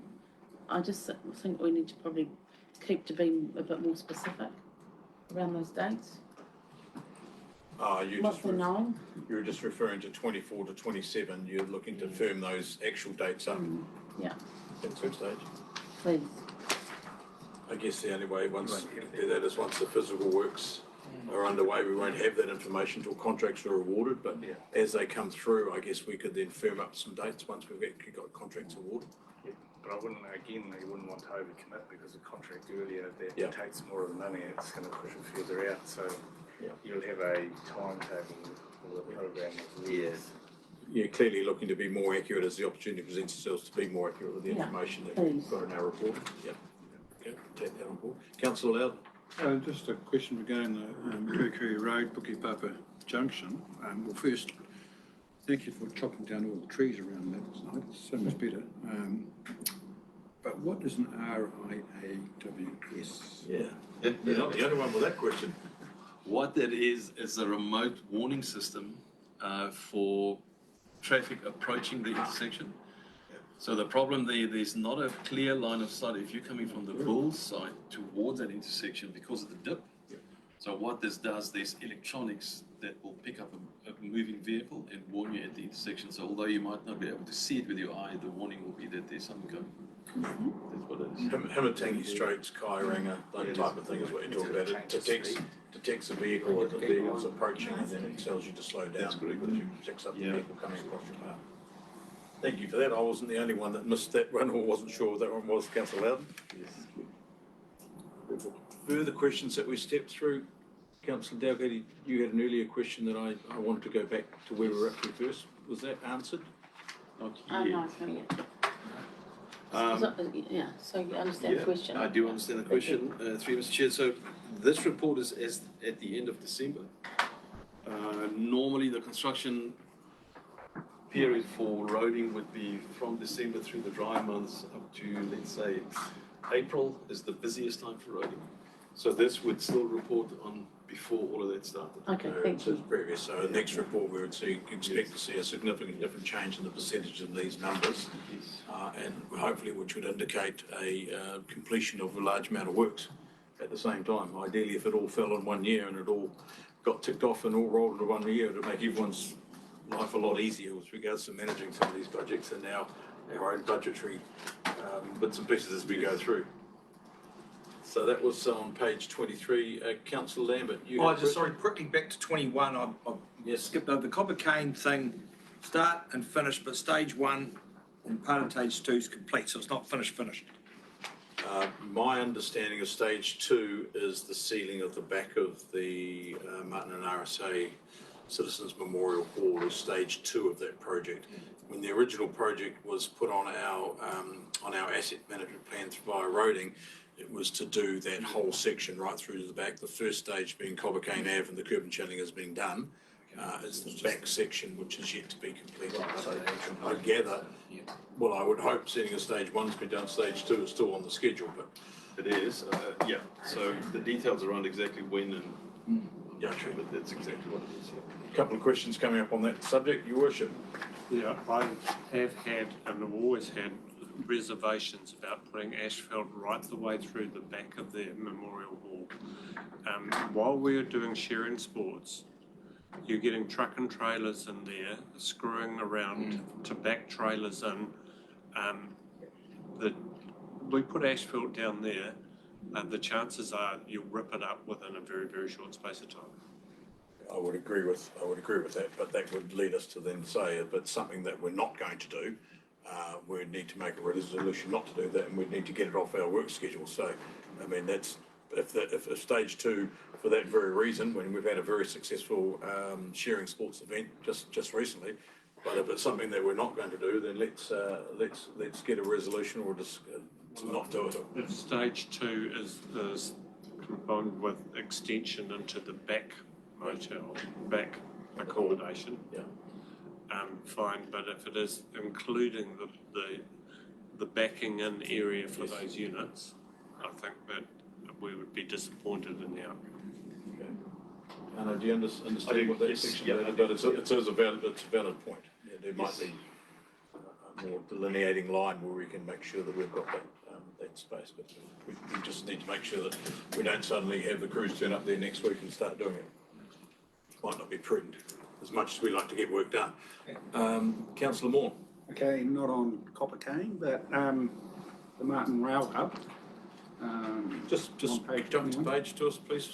21, just below. 21, yeah, sorry, got you there, yep.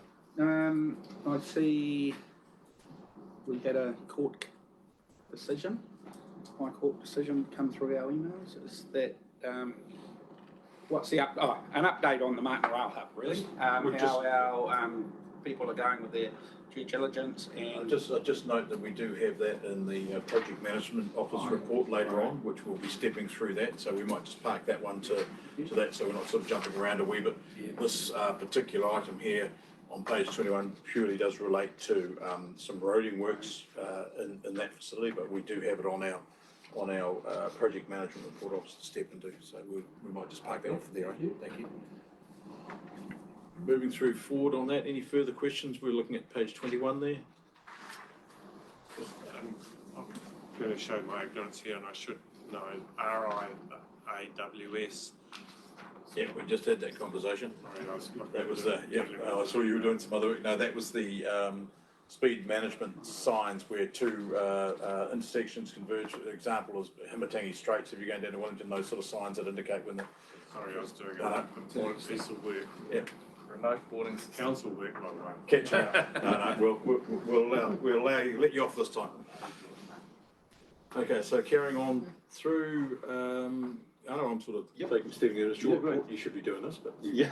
I think we're looking at page 22. That's right, we move on to compliance, and this is drinking water compliance and wastewater compliance. And the first part of drinking water compliance is just bacterial compliance, so that's 100% compliant for all the plants. The second part is protozoa, and that's where we make use of UV light. And again, as I've described in the past, the requirements for that is really high. If you cannot measure how much UV you're putting in water for a 3-minute window, you're not compliant for the year. So it is very difficult to comply with. And you'll see that there are a couple of those where we couldn't achieve that. Driven by two things, so it could be a power cut or a little power glitch or turbidity, if the turbidity is a little bit too high. Although we do check the water constantly, it never does not comply from a bacterial perspective, but it's just difficult to tick that compliance requirement. So that's the drinking water section of it, and then we move on to the wastewater portion of it. And the way we report on the wastewater, I think it's better because it gives you a window of the whole year, and you can see how the plants are tracking for the year instead of just for the last 2 months. And generally, in all of them, we do have challenges, and that is why we're spending so much time and money on consenting and reconsenting to move away from consents that we just can't comply with.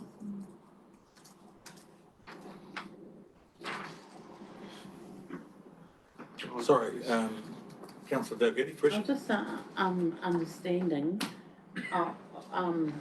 the aluminium upstream, is aluminium naturally still in the water, or what does that actually mean? Yeah, that's so difficult. So there's levels that they do not want to exceed in streams, Yes. but there's a whole range of different sources where they could be from. So what we have to do is measure upstream of the plant. If it's over the limit, then we're not compliant.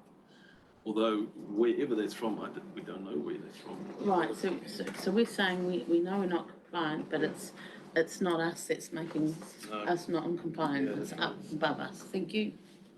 Yeah, and it's been consistently an issue in Taihape for a number of years. It's been questioned by previous councillors for the same thing. Councillor Wong. Just thank you for the report.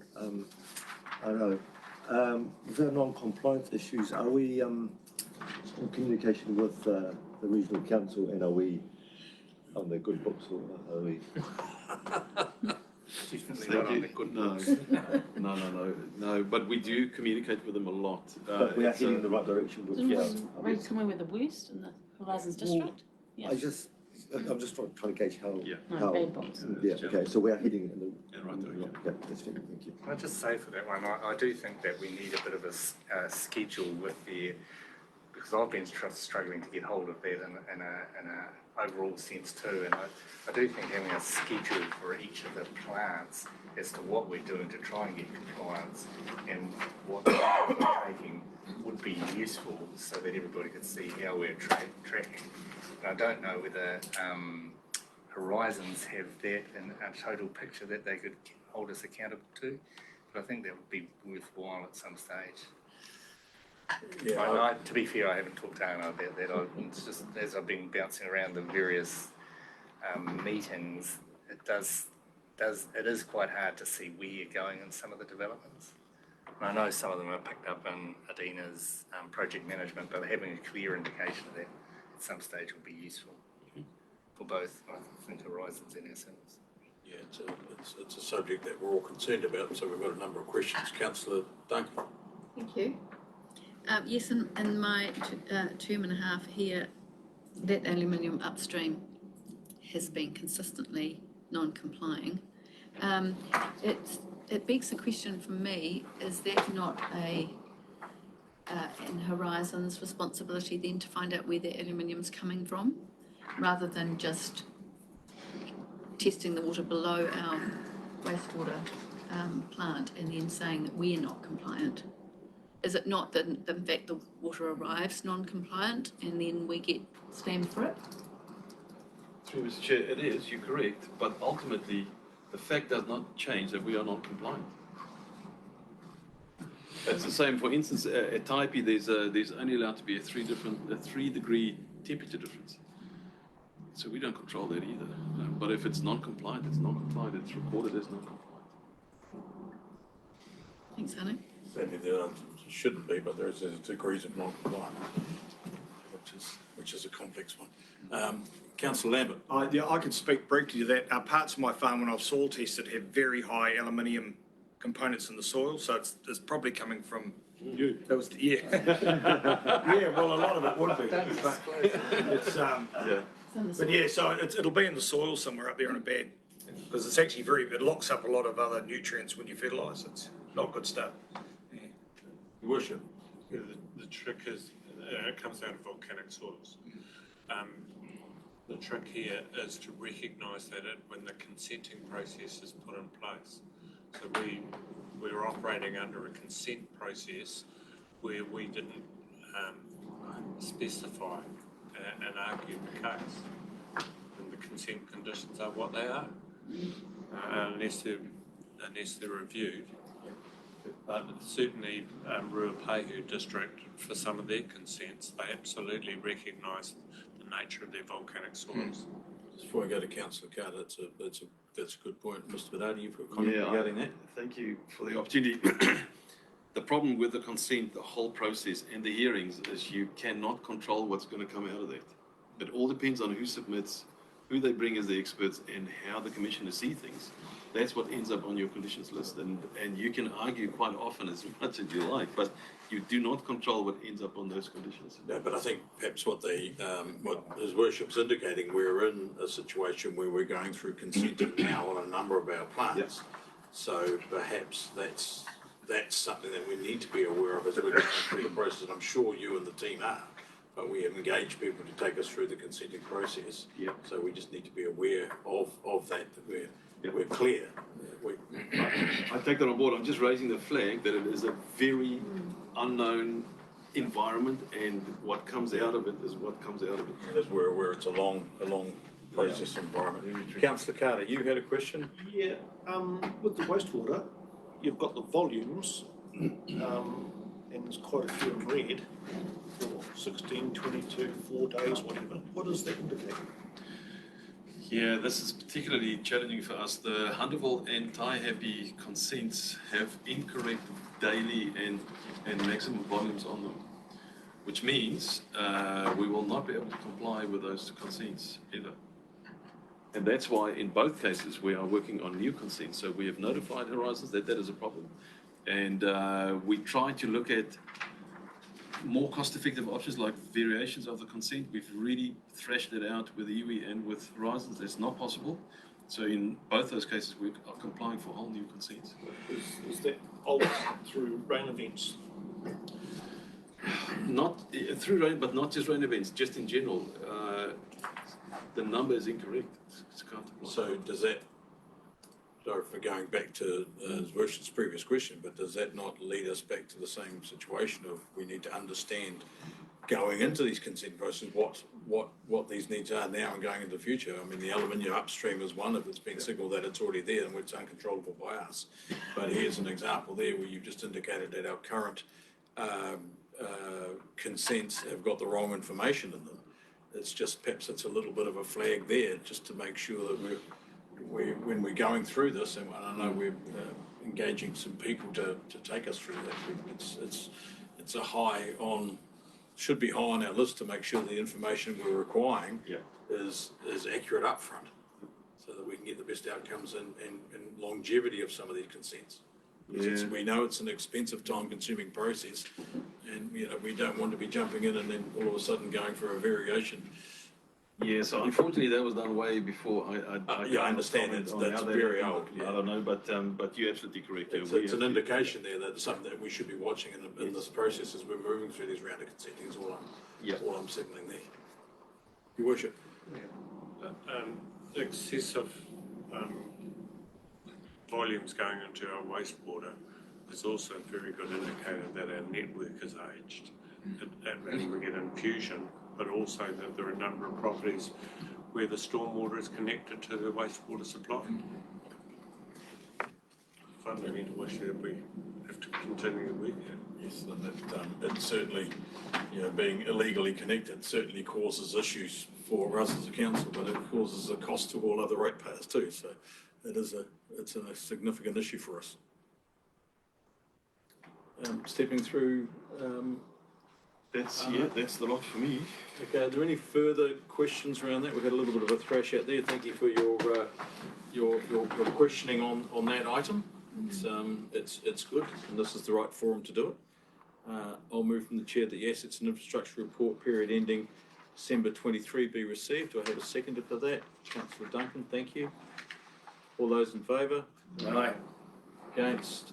That motion is carried. Project Manager's Office Report, February 24th. Ms Foley, you'll take us through that one, and I'm sure there'll be some questions coming out of this one too. Thank you. Just a note that there's a remaining update number 4 on the report itself that is actually incorrect. So sorry, there was a copy over from another paper. So there's no work plan attached to this report. This is a different one. I would just step through the projects if you don't mind and see if you have any questions. I already received some questions up front that I will address at the projects when they come. But yeah, is there any questions for the centralisation project? It's the wastewater project. Martin Ball centralisation. No questions from the team there. And Thank you. moving on to the Ratana wastewater project. Any questions there? So that relates to the presentation that we had earlier today as a possibility for some ongoing work there. I've got A couple of questions here. Councillor Moore. just the budget, we've discussed that it might be going to be a lot more than when do we implement that into the, It's, for the Marton? yeah, it's in there, isn't it? $6.5 million. Oh, sorry. Sorry. I looked at the right hand figure. Yeah, That's it is in there. Put them back on. Yeah, put them back on, make it bigger. That figure does reflect decisions that have been made by council throughout this project, and it's updated accordingly. Your Worship. Just with regard to the presentation that we had this morning, I think it is important that we also open up the option of talking with other people. We have somebody that's working at Kensington Road. I love the concept, but I think there is absolutely the discussion possibilities about some sort of joint venture partnership. But I think possibly there may be a combination of even two different parties here.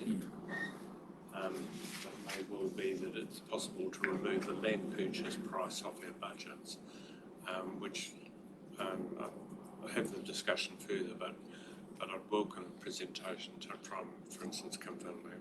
Yeah, I think, thank you, Your Worship. I think that's certainly some discussions that we'll take further, and let's see what comes out of that. Lena, back to you. Yeah, moving on to Papakai Pump Station, the wastewater pump station. I have received some questions around that up front. And so I just thought I'd share generally. So the work that was done at Papakai Pump Station is mostly completed. You see in the report there's some pictures of the big tanks being installed. All of that has been covered up now, and it's actually going to be grassed, like a grassed hillside. There has to be still some wet testing done, which means that they basically run water through the system to make sure that all parts of the system work. So the pump itself is not working as such. I have been assured though that if there was to be a rain event or anything like that and there was an overflow situation, the tanks are working in the sense that the water will go into the tanks and then we can suck it out and drop it up on top of the treatment plant and get it through the system that way. So there's the insurance of that working well, that's helpful. Did you say, so you're thinking there's an issue with the pump? No, it's just not working yet. Oh, it's not working yet, Yes. okay, thank you. And that's the major remaining part is to cut over the electricity so that can then be functioning. Cool. There was a bit of a hold up. Electricity is always a super complex issue, unfortunately. And that is currently planned and I'm waiting to hear the date of when that will be happening. Once that is completed and the testing is completed, then the cut over can happen and the pump will go in full use basically. The remaining work that is otherwise there is more like sort of finishing off the making good around the area, the entrance area, so that the parking is restored for the people that use the park itself. And just probably mentioning again, we mentioned it yesterday in the hui as well, but there was some probably miscommunicated expectation of what the end result will look like. And I think it was discussed here maybe earlier as well. We had a good meeting with a community group that shared some frustration, but I think we found a good way forward working with them, so everyone is on the same page, I think.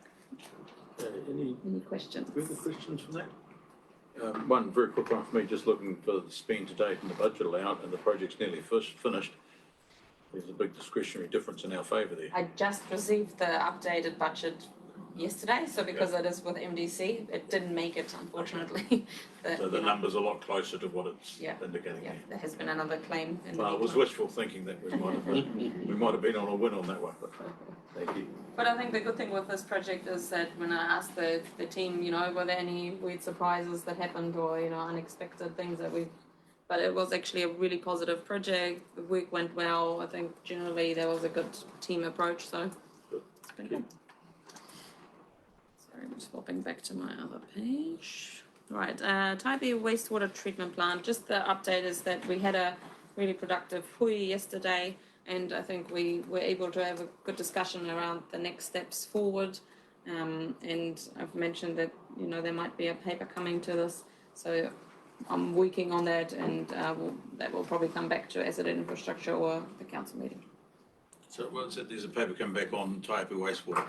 Yeah, on sort of the next steps, there's various options of how we can go forward, and there's some money as well in the budget for this treatment plant, so we wanted to probably present that in a more holistic way, so I just need a bit more time to do that.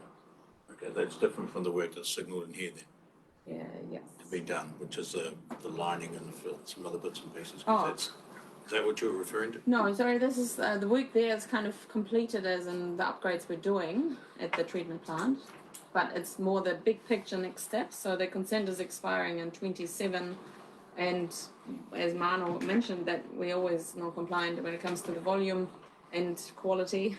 So we're looking at what are the next steps for that treatment plant, given that we have some budget remaining as well. So how are we going to plan to spend it, and that's going to come back as a separate report. Do you have any questions regarding that one from up the north? But Councillor Duncan. I was at that hui yesterday. Thank you, Adina, and team who turned up for that one. What was very interesting is the progress with that. The plans towards desludging was one of the big things that we looked at, and in the meantime, a new company, Guaranteed Flow Systems, has been employed. So that was very interesting for me to see that, in fact, another form of desludging was happening in a way through putting things together in a different way. But I won't go into details. But the thing that came from that meeting that was brought back to me again was the fact that the people on the committee from the mana whenua and the iwi generally need more communication. So I just was tasked with bringing that back to this committee as well, that they need to be upgraded.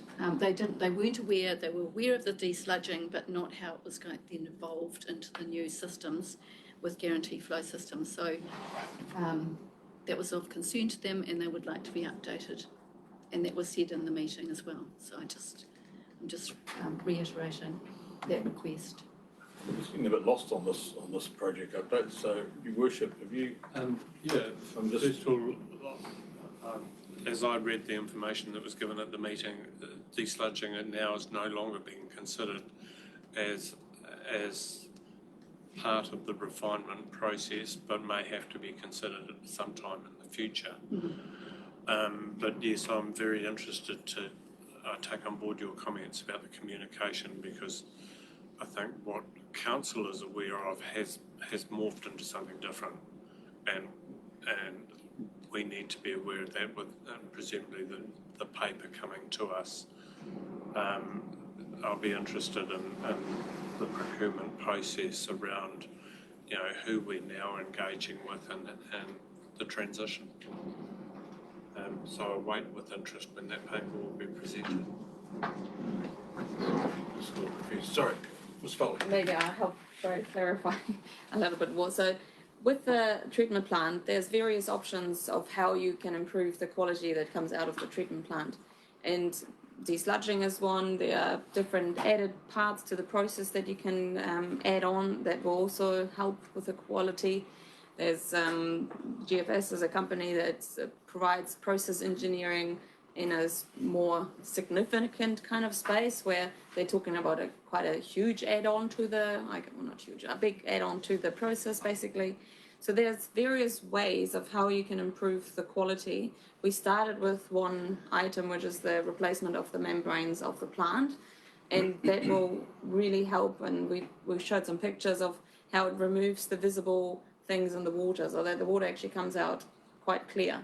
What we are looking at now is the next step of the items that are not visible. So there's other, things in the water we can't see, but they are not great for the environment, that we also need to remove and look at ways of how we can get the best value out of the money that we're spending. And so also part of this picture is the consent. So there's all these moving parts that we're trying to get to align into a bit of a plan of how we go about the next steps. So the consent is only expiring in 27, but because we are non-compliant in volume and quality, it's obviously an issue for Horizons, and we're getting notified for that. At the same time, the team there wants to look at, the iwi there wants to look at the land irrigation as an option, and Anna really quite rightly pointed out that the process of a consent, as we showed with the centralisation, is around finding your best practical option. So you're really looking at all the options and then putting some restrictions on, like, if we want to go to land, what land is required, what soils are there, what is available, and then you look at treatment options and what is possible, what is physically possible, what is acceptable, what is affordable. So there's a whole range of moving parts that need to be put into this puzzle. And what we're trying to do with the report back to council is giving you a bit of a summary of maybe what these options are and what we would recommend the next step forward is for this treatment plant and how that might look like. So it's a bit of a mix of. That's why it's a bit confusing, because it is a moving feast a bit of how we best go about, because they're not easy, these projects. Okay, it's just I can understand that. I know it's not easy, and I know it's not cheap, and I know the report will indicate significant numbers probably to get this dealt with, but we've already, we've got an undertaking we need to deal with our wastewater treatment plants as a district. We need to deal with them.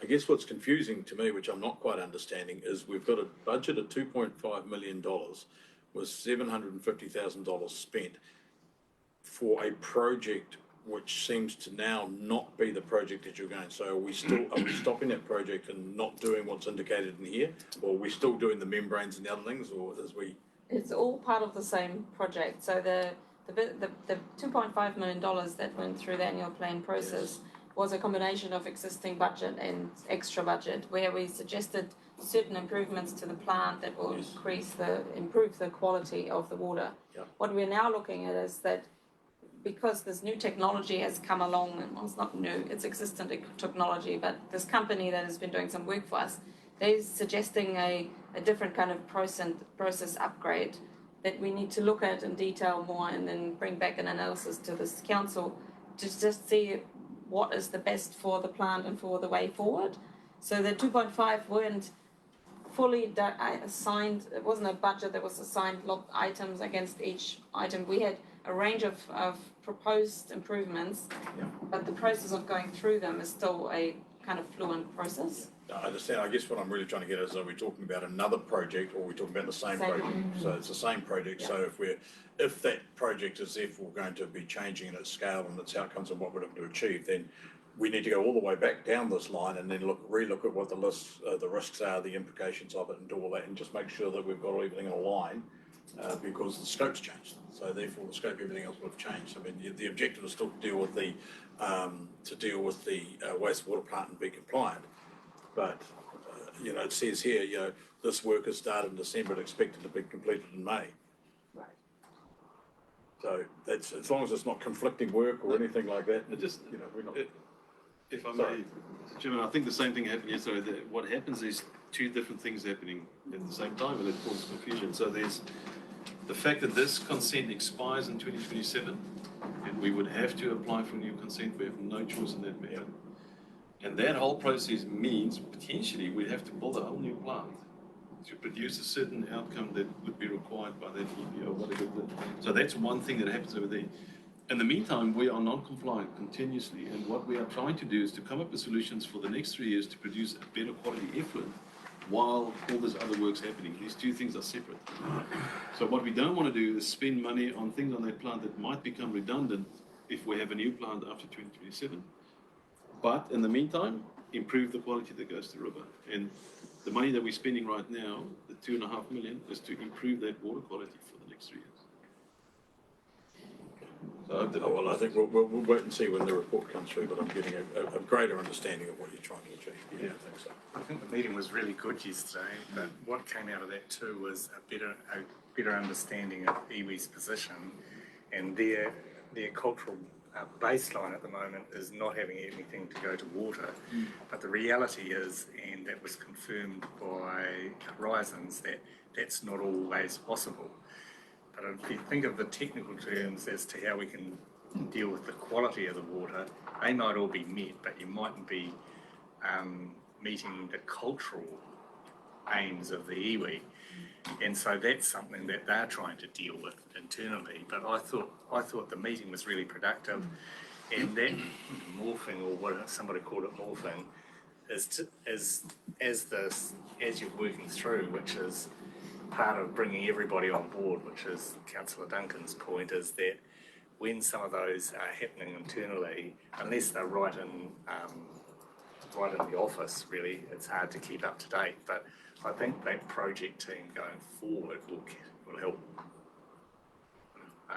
improve that involvement of them. But I thought it was a really positive meeting. So, When do you plan to bring the report in with this upgrade? Probably in the next month or two, yeah. if you go back to what I was suggesting earlier, if you actually have, you know, all of these consents laid down and achievements, even if they morph, you will be able to know where all of those projects are. This one's a bit more tricky because, like Arno was explaining, you're trying to get better qualities and better outcomes, and now knowing that you've still got a big consent process ahead of you, and it's imminent, it's due to start, you know, some of that work.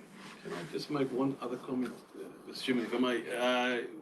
We've done some substantial upgrades now, and ideally we'd want to let the plant settle in and see how it performs. So that follow-up report might be a little bit later. We need to just first see this phase one part. What is the impact on the effluent, and what additional work do we have to do before we rush into stuff? Yeah, and that's fine. I'm sorry to labour the point, but I guess where I'm getting a little bit concerned is that the likelihood of the report that is coming, which was great, will require some significant upgrades, and that's what we're trying to do. That requires a consenting process, which our Chief Executive has just indicated getting that in, but that's also going to come with a cost, and it's not going to be small. And then how does that filter into our LTP process, which we're working on the other side? Where does this all link in to the accuracy of our 10-year plan if we're thinking that there's going to be a large cost coming? That's what I'm trying to figure out. Thank you, Mr. Chairman. We have allowed substantial capital in year 5 and 6 of the LTP for targets. Already in there. Okay. I still think a report is useful in bringing everybody up to date with what's happening, so that everybody around here is sharing the same thing as what was given yesterday. Okay. Thank you. Councillor Delgatti. I'm just interested around, you know, technological advances. Is that going to answer, you know, we on top of those? Is technology going to answer some of these questions? Yes and no. There are still rules, and there are moving feast as well. So the rules and regulations that are currently on the table, they are being maybe reviewed by the government or not. And, you know, like we'll be working with a lot of different parts, and some of them are not just technology, some of them are cultural, you know, impact. So that's where it's quite challenging. So the more you can actually be a team approach, and the more you can actually go down this route of finding your best practical option, the better it is, because that way the whole team is on the same level of understanding of the options and why they're difficult or what might be a restrictor.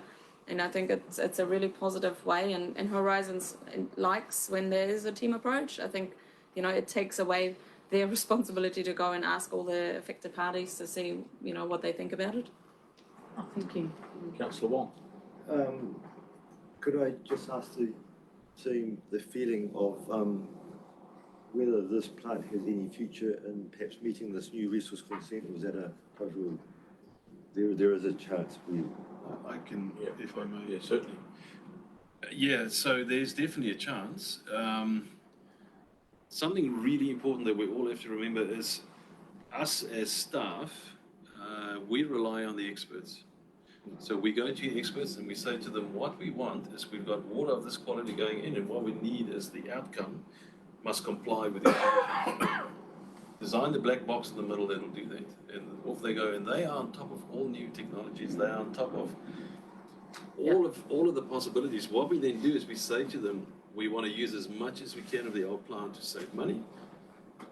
Take that into consideration, and we leave it up to them to come back and say these are your options. Thank you. That's a good description of a complex process. Your Worship. Yeah, I will be interested in that process. When we go to experts, presumably there's some way of going to the experts and saying expressions of interest, how can you solve our problem? Or what's, do you operate in these fields? And then the selection or procurement of those services is another issue as to how that is done, to make sure that we are in a competitive field as much as anything. Expertise. Can I just make one final point, is that what Arno said is critical for your own protection too, because going to those experts, they are then guaranteeing that that's going to work. So that you have a company, if it doesn't with a body, and part of the assessment of who's doing that is critical to make sure that they've got A, the expertise, and B, the oomph behind them to correct anything if it's not working. Because you can't have staff that are absolutely the leading edge of some of this technology, but you're still going to have a guarantee that you're going to be protected longer term. That's where I see the assessment against the procurement. Well, that's one of the things that people take into account. Thank you for the discussions around that matter, and it's important to remember we're all desiring the same outcome here. One hand's trying to say what's the most cost-effective way that we can not cost us too much money to achieve what we really want to do by having compliant plants that are environmentally friendly. And herein becomes the balancing scale, which we sit around this table to try and juggle who's paying what and what's the best outcome for the people in the district. So good discussion, good questions. Moving on to the next one, which is the Marton water strategy. Just one quick thing for me on that, if I can. Just that the timeline's very tight. Have you got a comment on that? I was gonna comment on that. So you might have noticed that the timeline has turned red in the table. That is because the timeline for December this year is extremely tight. We have not yet made the decision on the design engineer, basically, who will be doing the upgrade. We are just awaiting a few further details from one of the parties, and we're hoping to get that in this week, hopefully. There's a lot of things that we are already looking at. So we're looking at already the civil work that might be required there's two options we're currently looking at. So we're already looking at the layout of what that would mean to the existing structure of the plant and how we could reuse what is there and have not such a big impact on some of the changes that are required. Also looking at operating costs and power requirements and trying to weigh that all off against each other to make sure that we're choosing the best option for long life and longevity there. And so therefore, concerned about the date being December, but I think what is really important on this one is that we do the right thing. So we plan it right and we get the right solution. If that means that there might be a delay of a few months, then I think it's better having the right thing installed than rushing it now and maybe regretting it later. So I think it's really important to be in the planning phase to take our time to actually do this right. And then we will keep updating. It's not saying that we can't achieve it, it's just very tight and there's a high risk that it will not be achievable by December this year. But we will update you obviously along the process as well. I think it's important that we've identified the fact early that it's not going to be on time, because that's really what you're saying. It's not going to be on time. But and that's fine, because of exactly the reasons that you've identified, that if we need to make sure we've got this right and we're not going to rush a process just to meet a timeline if it puts us at risk at of failing in the overall objective. So I absolutely agree with that. But one of the questions that sits with me is you said your delays in finding a design engineer. We've been trying to find a design engineer, if I go back through previous order papers, it was probably back in October, and it might have even been back further than that. There's been these discussions about that. It seems unusually long time for a delay of this nature. Am I right in saying that, or maybe I'm wrong? We did go through a tender process, and what we have seen, that's why it's quite timely with the comment that the Mayor made, procurement with a tender process is quite challenging in a market that is quite saturated. So what we've been trying to do even with that tender is we've tried to actually approach people and hope they put a tender in. When the tender, we have 2 responses were received, they weren't quite actually answering what we were looking for, and there were quite a lot of question marks for both of them. Hence why we officially sort of finished that process. We then continued discussion with those 2 parties and a third one to actually try to really work out with them what it is we're after and making sure that they really understand our requirements and what we're trying to achieve. And now we're down to the last 2 basically in this process, and it's probably a bit more advanced than what you think it is. So there's quite a lot of thought processes have gone in from both companies of how that would work, what the process would be like, so that it's like a first stage of a design really. And once we get them engaged and go strong with it, it will be a lot smoother, because a lot of the questions, like they've done a site visit, they've looked at the bore and the treatment plant, so they know exactly what they're dealing with. So it's a bit further than just a tender, you know. Okay. Yeah. Just, I know there's lots of questions on this. Have we received the water quality sample test back yet? So I have more updates to make if I can. I'll put my head in. Yeah. The updates I wanted to make is that the production bore has been finished and tested, and that is that constant rate testing that you're after. However, we are still waiting on the report. It's supposed to be received in February, which we still are in. As soon as we get it, I can send a summary to you and the wider Asset and Infrastructure Committee. That's the same with the quality samples. I wasn't able to prepare a report because I was on leave last week, but I would think actually it would be quite good to send it together, send the quality with the volume results, and send you an update on that. What is also needing to be done is that going forward now, the bore headworks have to be still completed, and we are waiting for some CCTV footage, and all of that goes to Horizons. There's some assessments to be done, and then it's going to be finished, that bore component of the project. We are already working with our consultant around the consent that is required, or the multiple consents that are required for this treatment plant, and they are waiting also though on the design. So it's intertwined that we have to make sure we know what the design is before we do some of the other steps. There's also another flag is probably that we're trying to be selling the bore casing that is left over, because we bought at the time, you know, when pressure was high and lead times went through the roof, we bought some bore casings with the hope to sell them quite easily. So we're still in the process of trying to do that. They're not going to, you know, they're just going to sit there until we have sold them. But it would be great, obviously, if we find a buyer quite soon to close that part off as well. Okay, Councillor Morn, I think you had a hand up. Yeah, the costs in here, the 1.8, is that all up to date, including all the bore with well drilling and everything, apart from capping, all what you've just... Yeah, it will be the cost to date. However, I didn't get the claim in from last month, so there's a little change probably. And it's a little bit slightly off topic, but I've asked it before, is why is the dam up there so low? And what's the reason? You know, we have not had a clear answer about why that is. You had a workshop. Yeah, well, apparently, but two of my colleagues are not clear on why what's the straight up answer, you know? So low. Yeah, I can give you a quick answer through you, Mr. Chair. We had dam engineers have a look at both those dam walls. Yeah. They are certified in a certain way, and that comes with certain requirements. For us, on both dam walls, the spillways are too small, which adds a lot of risk. So we need to, in the ideal world, we need to manage the levels lower so that the dams act as storage so when it rains. So when summer comes, especially December and this time, we generally have dry weather and then big rain events. So what we do when we can is we put the levels lower so that when that happens, there's a less chance of a spill over the dam wall to protect the dam walls. That's why they're so low. Comments from the public have never seen it so low, even in a drought.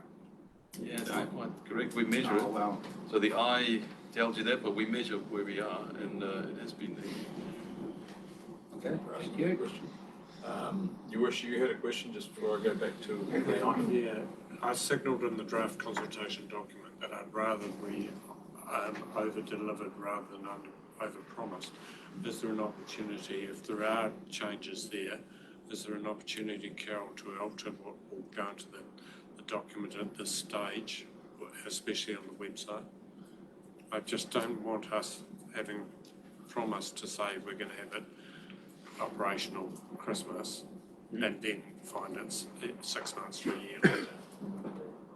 So there's certainly opportunity. I mean, we haven't adopted it yet. We're still making minor changes throughout the process. So perhaps after Adina's got a better feel next week, we could make those changes and we'll let you know what they are. We'll just make sure that that conversation's picked up at that time, please. I would certainly endorse that as well. But having said that, there's greater risk to race to a try line without understanding, what's at the other side of it. So let's just be careful that we get the job right. And to pick up on Ms. Foley's comments, I think that's the appropriate action to take to make sure the job's done right. And if it does come at a cost of time, then I think we need to be prudent in that. There's still plenty of opportunity. Good, thank you. Councillor Dalgety. I think it's a small typo then on that date, because you've said it'll be expected by February 2024. I suspect you mean 25. I think I was referring to the consultants to engage them. Yeah, so it's a little bit misleading. Sorry, I'll update that anyway. Thank you. Okay, enough on that one. Everyone's happy that we've thrashed that one out of Weaver? Good, thank you. Moving on to Marton. Marton Civic Centre, updates from there. We're really straightforward where we've got to with that. Have you got any comment apart from what's on the status updates at that? No, we're still working on the scope, so yeah. No questions regarding that from the floor? And through to Taipi Town Hall, update on that. Questions, Councillor Duncan? Yes, I'm just looking at the wording and being a bit pedantic, but as for the scope part of the project, this is sentence number 2, it's sort of paragraph number 2. As for the scope part of the project, 2 major items were kept open for the final selection contractor to decide based on better value for money. My understanding that it was a cost-benefit decision rather than just value for money. It seems to me that cheap is not always better, and especially considering it's our premium building in Taihape. I thought. So if I can answer that, the work plan, has asked to prioritise between scope, cost and time, and with the focus on costs being as low as possible, this is basically the wider reading as such. First equals, okay. We have also received a letter from a structural engineer, and I'm quite happy to share that with the councillors as well, if that's helpful, looking at basically those 2 major items and the effects they have on the rest of the building. And just, it's quite an interesting read. You're happy to share that amongst the other councillors, I'm sure will be well received. Yes. Thank you. Yeah. Any further questions on that? Just bearing in mind that both of those two items are in their infancy at this stage, so I'm sure there'll be more comments and questions come as we work our way through those 2 significant, what I'll refer to as above ground projects for us, rather than always dealing with the underground ones. And then we move on to, if there's no further questions on those 2 items, being the Taipi Town Hall and Marton Civic Centre, moving on to the Marton Industrial Park and Rail Hub. Mr. Morn, you had a question from earlier that I deferred to the stage. Yeah, or 2 really. The High Court decision that was circulated a couple of days ago. Environment Court, and any update on how people are doing with their due diligence, or the company we have not something Could, I can but allowed to comment do. on directly from the chair, but I would refer to His Worship the Mayor and all the chief executive as to whether or not that's information that can be shared in an open public forum. Yeah, so the High Court decision has been picked up by the Environment Court. There is an appeal process which takes us through to 24th of March or something, around that. The experts may wish to, but that appeal process is usually limited to appeal against process that the judge has followed. So we would expect that process just to work its way through. So if it's the 24th of March or thereabouts, then the moment that time frame is completed, it becomes a done deal in effect. There'd be conditions associated with the decision, the Environment Court decision, which council will have to look at in terms of things like planting, those sorts of things. In terms of the due diligence that the companies are going through, that's their private concern. Yes, we keep in touch with them, and periodically they talk to me about who they're talking to and those sorts of things. But that tends to be under confidence. Yep. It comes down to whether they or some other party takes up the option to buy the land. Have I got it reasonably right? Pretty much. On that date, if there's no appeal, effectively we technically have to treat it as being operative, but it needs to come to council for a seal and an operative date, so there still is some processes. And what I want crystally clear before we start talking about that is what that actually means if somebody's coming in outside of those that have been in the process to ask about it. So we are talking to the planners involved in the hearing process and our lawyer, and that information needs to be shared with our people that will be receiving the queries at the front counter, and also needs to be shared by you politically as to know where that stands. So we're onto that right at the moment. Yeah, certainly a significant project for the council and for the district, but obviously a lot of work to go on yet before we can deal with that.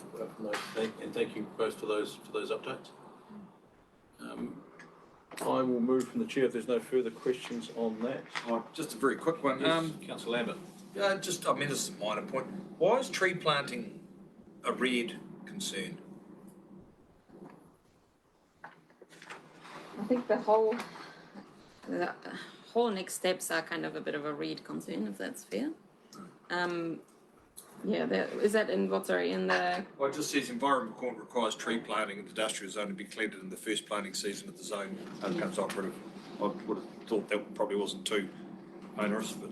There's a certain amount of things that have to be done because of, to make it operative, and when and how, and then also if you don't own the land, you're planting on someone else's land. There's like a. So it's part of the red package, really. Yes. Yeah, pretty much. Part of the red package, that's good. Yes. Very connected. We would use that phrase often in the future. So it's all just wrapped up in the red package. Well done. It's part of the red package. Okay, so being no further questions from that, I'll move from the chair that the project manager's office report for February 24 be received, seconded from Councillor Carter. All those in favour? No. Against? Anybody against? That motion is carried. Thank you. Moving on to 9.4. We can talk about toilets again.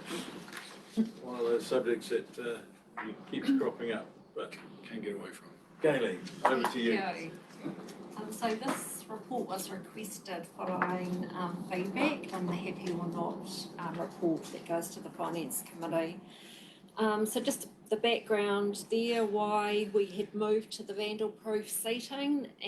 Since 2021, we've had one comment about them through the request for service, and one comment since late 2022 when the QR codes were installed.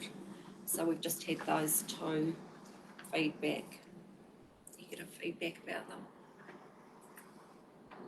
Okay, any discussion on this item that's come to us, Glad Your you Worship? cleaned the toilet before you took the photo. It always looks like it. Thanks for that. Your Worship, comment on this item 9.4 item? The usage of these toilets is really, really high. And, now how often are they cleaned and serviced under the contract? So our cleaning team do that. They are cleaned twice a day normally. At busy times, if there's an event on in town or like during Christmas, Easter, etc., they're cleaned 3 times. Yeah, I mean, there's been 2 or 3 times where I've rung and said, hey, they desperately need cleaning and attention. The usage is really high. On a related matter, the toilet on the Annie, where are we at in terms of that process and opening and blessing of a rock or whatever? So the wording has been confirmed by all the parties involved, and we'll get the plaque done and then a rock to place it on.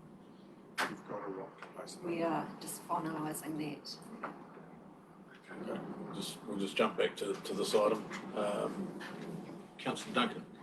Just on the toilets, of course, as His Worship says, the buses that go through there are huge.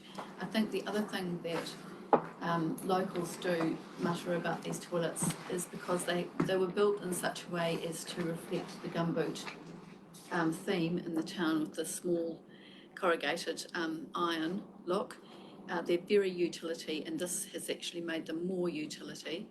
And we no longer have the town hall toilets, which were used quite a lot as well. So they've been taken out of circulation, and the new office, etc., that is the RDC centre, has not got public toilets. So the next toilets are down on the Red, which is a long way from the main part of from the CBD and passing traffic. So I would say that this is where the pressure has come on these toilets. And I know they are cleaned regularly, but they're also used hugely. So it's a tough one. Even though there has been only a couple of comments about the toilet seat, after this was brought up, I have talked to a number of people, and they have possibly accepted that this is maybe the because for vandal-proof things, but they don't really like it very much. And apparently there is one toilet seat that's not like this, and it's not actually hasn't been damaged. So I wonder if there is a better solution where we can have a heavier seat or something that's not easily damaged. But people are, they grudgingly accept this is the future of our facilities because of the vandals and things. But I would like to see it improve personally, or at least cost it so we can perhaps make a decision further down the track. We would like to treat people better generally. It's a very visible and highly used part of the tourists that come through the Rangitikei. So it's cost benefit, but Once again, further down the track. Once again, it's a shame that we have to even be having the conversation. It's a shame that we can't even protect the toilet seat from vandalism. That's the annoying factor, and that comes down to us having this conversation. It comes down to more costs and the cost for ratepayers, and all of these things start around for the negligence of a couple of people. But I don't necessarily think that one of the biggest. You could put a normal toilet seat on there, and it gets vandaled. What's your reaction time to get back up there to such high use toilets to try and fix that? If that happened on a Friday night, for example, when would the nearest possible time you're probably going to get a plumber there is probably going to be Tuesday or Monday. So you're actually potentially taking out one of these high use toilets that you've all indicated are. So I suggest it's probably a bigger risk to go back to a standard toilet. But I think we've been made aware of it. I think it's an unfortunate fact of life that we are dealing with public toilets effectively in a high use area on effectively what a state Highway 1. I don't know that there's any further action that we can take from it and further discussion on this item. But Councillor Carter, you have a question? Move that it be received. I'll second. Oh, there's a couple of people. There are lots of hands. I'll give it to Councillor Loudon. He was the quickest. He was very keen to end the toilet conversation. Thank you. All those in favour of receipt of this report? Aye. Against? The motion is carried. Yeah. No further comment. I think that brings us to the conclusion of today's meeting. Thank you to those online. Thank you for viewing, and thank you to members in the public forum here today, and also thank you all to members of the committee for your ongoing work and diligence in that space. Thank you, team. Thank you. Right.